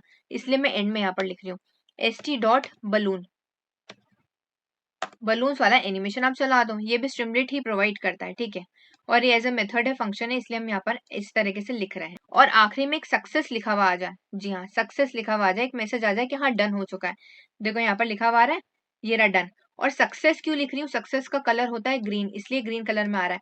अगर आप डेंजर या कुछ और यूज करना चाहते हो तो उस हिसाब से यूज कर लेना। मैं चाहती हूँ कि सक्सेस टाइप से ग्रीन कलर में है, इसलिए यहाँ पर मैं सक्सेस लिख रही हूँ। तो उसके बाद सक्सेस टाइप का यहाँ पर नोटिफिकेशन या फिर मैसेज आना चाहिए, ठीक है जी। यहाँ पर मैंने सक्सेस लिख दिया, और लिखा हुआ क्या आना चाहिए? डन। कुछ और इमोजी आप ऐड करना चाहो तो कर सकते हो, एज योर विश, मैं नहीं कर रही हूँ। उसके बाद एंड में अब बस हमें एक बटन लगाना है, जी हाँ बटन तो लगाना पड़ेगा। ये वाला बटन देखो, मैं फिर से इसको रिलोड नहीं कर सकते हैं हम, क्योंकि वो एरर बताएगा। जो हमने स्टार्टिंग में आपको बटन बताया था ना, वही वाला बटन हमें लगाना है। जैसे ही उस वाले बटन पर आप क्लिक करोगे तो फिर ये वाला फंक्शन काम करेगा। कौन सा वाला फंक्शन? ये ब्राइट इमेज वाला, ठीक है। इसलिए हम बटन लगा रहे हैं st.button, ठीक है जी। यहाँ पर हमने बटन भी लगा दिया। उसके बाद बटन पर लिखा हुआ आना चाहिए ट्रांसफॉर्म विथ मैजिक। अब देखो नेक्स्ट में लिख रही हूँ ऑन क्लिक। अब इसका काम क्या है, ये ना जावास्क्रिप्ट वाला काम है। अगर आपने नहीं पढ़ा है डोंट वरी, बहुत इजी लैंग्वेज में आपको समझाती हूँ। जावास्क्रिप्ट में भी हम इसी टाइप से कोड लिखते हैं। अगर आपको कोई वेबसाइट क्रिएट करनी है और वहां पर लिखना है या फिर ऐसा कोड बनाना है कि एक बटन लगा है, अगर यूजर उस बटन पे क्लिक करता है तो आप एक नया फोल्डर या फिर एक नया फॉर्म ओपन कर दो तो फॉर्म ओपन हो जाएगा।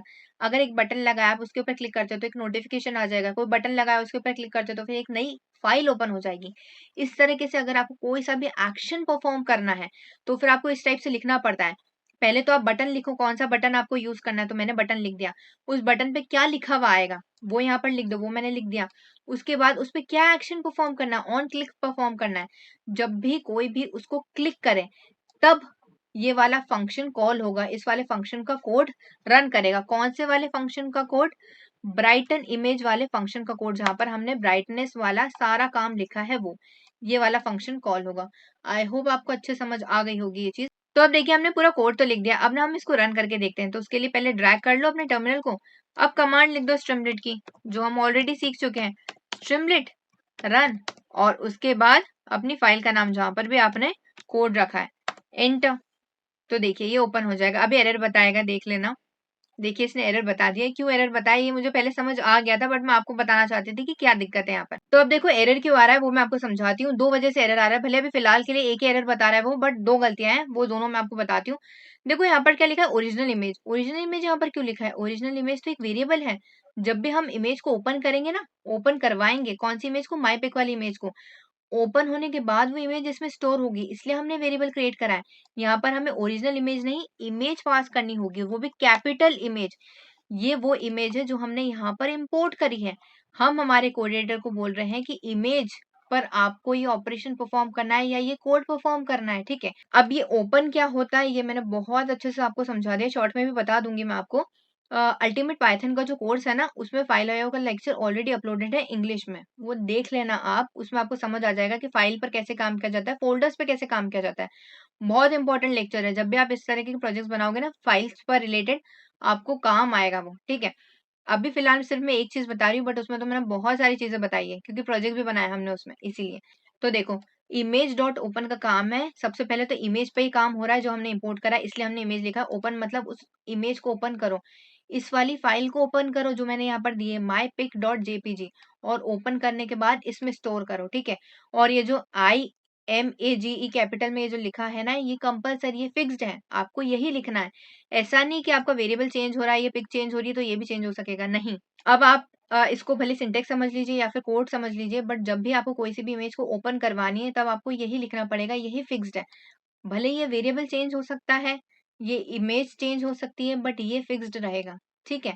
आई होप आपको समझ आ गया होगा। अब नेक्स्ट हमारी गलती क्या है इस वाले प्रोजेक्ट में, वो ये है, यहाँ पर हमने कॉलम विड्थ दे रखी है। आप मेरे को बताओ कि स्टार्टिंग में तो एक सिंगल ही फोटो हम दे रहे हैं, वहां पे कोई कॉलम है क्या, नहीं है, एक सिंगल ही तो फोटो है, चार पांच कॉलम थोड़ी है। उसको कंटेनर बोलते हैं। क्या होता है, ये गलती पता है क्यों हुई है, यहाँ पर ना स्ट्रिमलेट जब भी हम इंस्टॉल करते हैं ना, ये ऑटोमेटिकली हमें रिकमेंड करता है। तो मैंने सी लिखा वहां पर कंटेनर के लिए, उसने कॉलम बताया। अब मुझे ना कैमरे पे भी ध्यान देना होता है, स्क्रीन पे भी रिकॉर्डिंग हो रही है कि नहीं ये भी, वॉइस रिकॉर्डिंग हो रही है कि नहीं ये भी, सारी चीजें पूरी देखनी पड़ती है, इसलिए मेरा ध्यान नहीं गया उधर। कंटेनर क्यों, कंटेनर का काम है जो भी स्ट्रिमलेट की स्क्रीन है या फिर जो भी पूरा कंटेनर है, उसके अकॉर्डिंग आप अपनी इमेज को फिक्स कर दो, एडजस्ट कर दो। हम नहीं बता रहे कि आपको इसी तरीके से एडजस्ट करना है, उसको बस एडजस्ट कर दो। कैसे एडजस्ट करोगे, सेंटर में एडजस्ट करना है, इसलिए मैंने वहां पे सेंटर भी आपको लिखवाया था, ठीक है। सेंटर में बस आपको एडजस्ट करना है, बट अच्छे से एडजस्ट कर देना। ये देखो यहाँ पे सेंटर लिखा है मैंने, ठीक है, बस अच्छे से एडजस्ट कर देना। और कॉलम में नहीं एडजस्ट करना है, कंटेनर में एडजस्ट करना है, इसलिए हम यहाँ पर कंटेनर लिखेंगे। ये सारी चीजें स्ट्रिमलेट खुद प्रोवाइड करती है, ठीक है। और यहाँ पर भी आपको कंटेनर लिखना होगा, कंटेनर, यहाँ पर भी आपको कंटेनर लिखना होगा। भले ही वहां पे कॉलम्स पे काम हो रहा है एक से ज्यादा, बट है तो वो कंटेनर ही ना। हम आपको दो कॉलम दे रहे हैं, वो मैंने यहाँ पर इस लाइन के थ्रू बता दिया है, ठीक है। अब बस आप उस इमेज को सही से फिक्स कर देना वहां पे, ना वो इधर से बाहर निकले, ना इधर से, ना टॉप से, ना बॉटम से, सही तरीके से उसको बस फिक्स कर देना है। इसलिए हम इसको यूज कर रहे हैं, यूज कंटेनर विड्थ को। उसकी विड्थ को सही से बस एडजस्ट कर दो और फिक्स कर दे, और पेज के मतलब हमारे कंटेनर के सेंटर में एडजस्ट करे बिल्कुल सही से, इसीलिए। तो चलिए अब हम फिर से रन करके देखते हैं हमारा कोड। अब बिल्कुल सही से रन करेगा और कुछ भी एरर भी नहीं बताएगा। देखो सही से रन कर रहा है, कोई एरर भी नहीं बता रहा है, बहुत अच्छा लग रहा है। मैजिक इमेज ट्रांसफॉर्मर ऊपर ब्राउजर में भी यही लिखा हुआ आ रहा है। उसके बाद ये बटन दिया है, जब भी इस बटन को हम क्लिक करेंगे ये वाला फंक्शन काम करेगा जो हमने यहाँ पर बताया है, ब्राइटन इमेज। ठीक है, तो चलिए मैं क्लिक करती हूँ। आप देखो कितना अच्छा लग रहा है, ट्रांसफॉर्मिंग भी लिखा हुआ आ रहा है, ये पूरा स्पिनर भी आ रहा था। ठीक है, एनिमेशन भी आ गया बलून वाला। यहाँ पर भी पूरा कैप्शन में लिखा हुआ आ रहा है, original image, brighten image. Done लिखा हुआ भी आ रहा है क्योंकि मैंने सक्सेस वाला लिखवाया था आपको ग्रीन कलर में। ट्रांसफॉर्मिंग भी लिखा हुआ आ रहा है क्योंकि हमने इन्फो लिखा है यहाँ पर। ठीक है, वो इन्फो का कलर होता है ब्लू, इसलिए वो ब्लू बता रहा है। देखो कहाँ लिखा है हमने इन्फो, ढूंढ लेते हैं इन्फो भी, ये रहा, ट्रांसफॉर्मिंग इन्फो। ठीक है, इन्फो का कलर होता है ब्लू, सक्सेस का कलर होता है ग्रीन, इसलिए वो ग्रीन कलर में बता रहा है। ठीक है, और ये पूरा ब्राइटन होके भी बता रहा है। इसकी इमेज आप बड़ी करना चाहो तो बड़ी भी कर सकते हो। ठीक है, तो आई होप आपको समझ आ गया होगा कि स्ट्रीमलीट में रियल वर्ल्ड वेबसाइट्स कैसे क्रिएट होती है। करेक्ट, फिर से आपको बता देती हूँ एक और बार इसको रन करा के। देखो ये पूरा स्पिनर के फॉर्म में आ रहा है, और देखो ये पूरा प्रिंट होके बता दिया, एनिमेशन भी बता दिया इसने। सो आई होप आपको समझ आ गया होगा कि रियल वर्ल्ड में फंक्शंस को कैसे यूज किया जाता है। प्रोजेक्ट के साथ बताया है और बहुत अच्छे से बताया है। चैनल को प्लीज सब्सक्राइब कर देना, क्योंकि बहुत मेहनत से मैंने ये वाला कोर्स डिजाइन किया है आप सभी के लिए, वो भी बहुत ईजी लैंग्वेज में। मुझे नहीं लगता इतने ईजी लैंग्वेज में आपको कहीं पर भी कोर्स मिलेगा AIML पाइथन का, वो भी रियल वर्ल्ड प्रोजेक्ट्स के साथ। ठीक है, तो चैनल को सब्सक्राइब जरूर कर देना, मुझे भी मोटिवेशन मिलता है और ज्यादा वीडियोस बनाने के लिए, इसीलिए। और AIML और ऑटोमेशन की फुल कोर्स की प्लेलिस्ट की लिंक आपको डिस्क्रिप्शन बॉक्स में मिल जाएगी, आप देख लीजिएगा उसको। पूरी प्लेलिस्ट सीरियल वाइज फॉलो करना, स्किप बिल्कुल मत करना कुछ भी पार्ट, क्योंकि हर एक लेक्चर में मैंने प्रोजेक्ट बनवाया है और काफ़ी सारी चीज़ें आपको रियल वर्ल्ड एग्जाम्पल्स के साथ समझाई है। And I can guarantee you, अगर आपने ये वाली प्लेलिस्ट फॉलो कर ली तो आप AIML और डाटा साइंस दोनों बहुत अच्छे से मास्टर कर लोगे, साथ में ऑटोमेशन भी, क्योंकि डाटा साइंस और AIML के पाइथन की लाइब्रेरीज लगभग सेम होती है। इसीलिए NumPy का ऑलरेडी लेक्चर अपलोडेड है चैनल पर, आप देख लीजिएगा, उसी प्लेलिस्ट में आपको मिल जाएगा वो भी।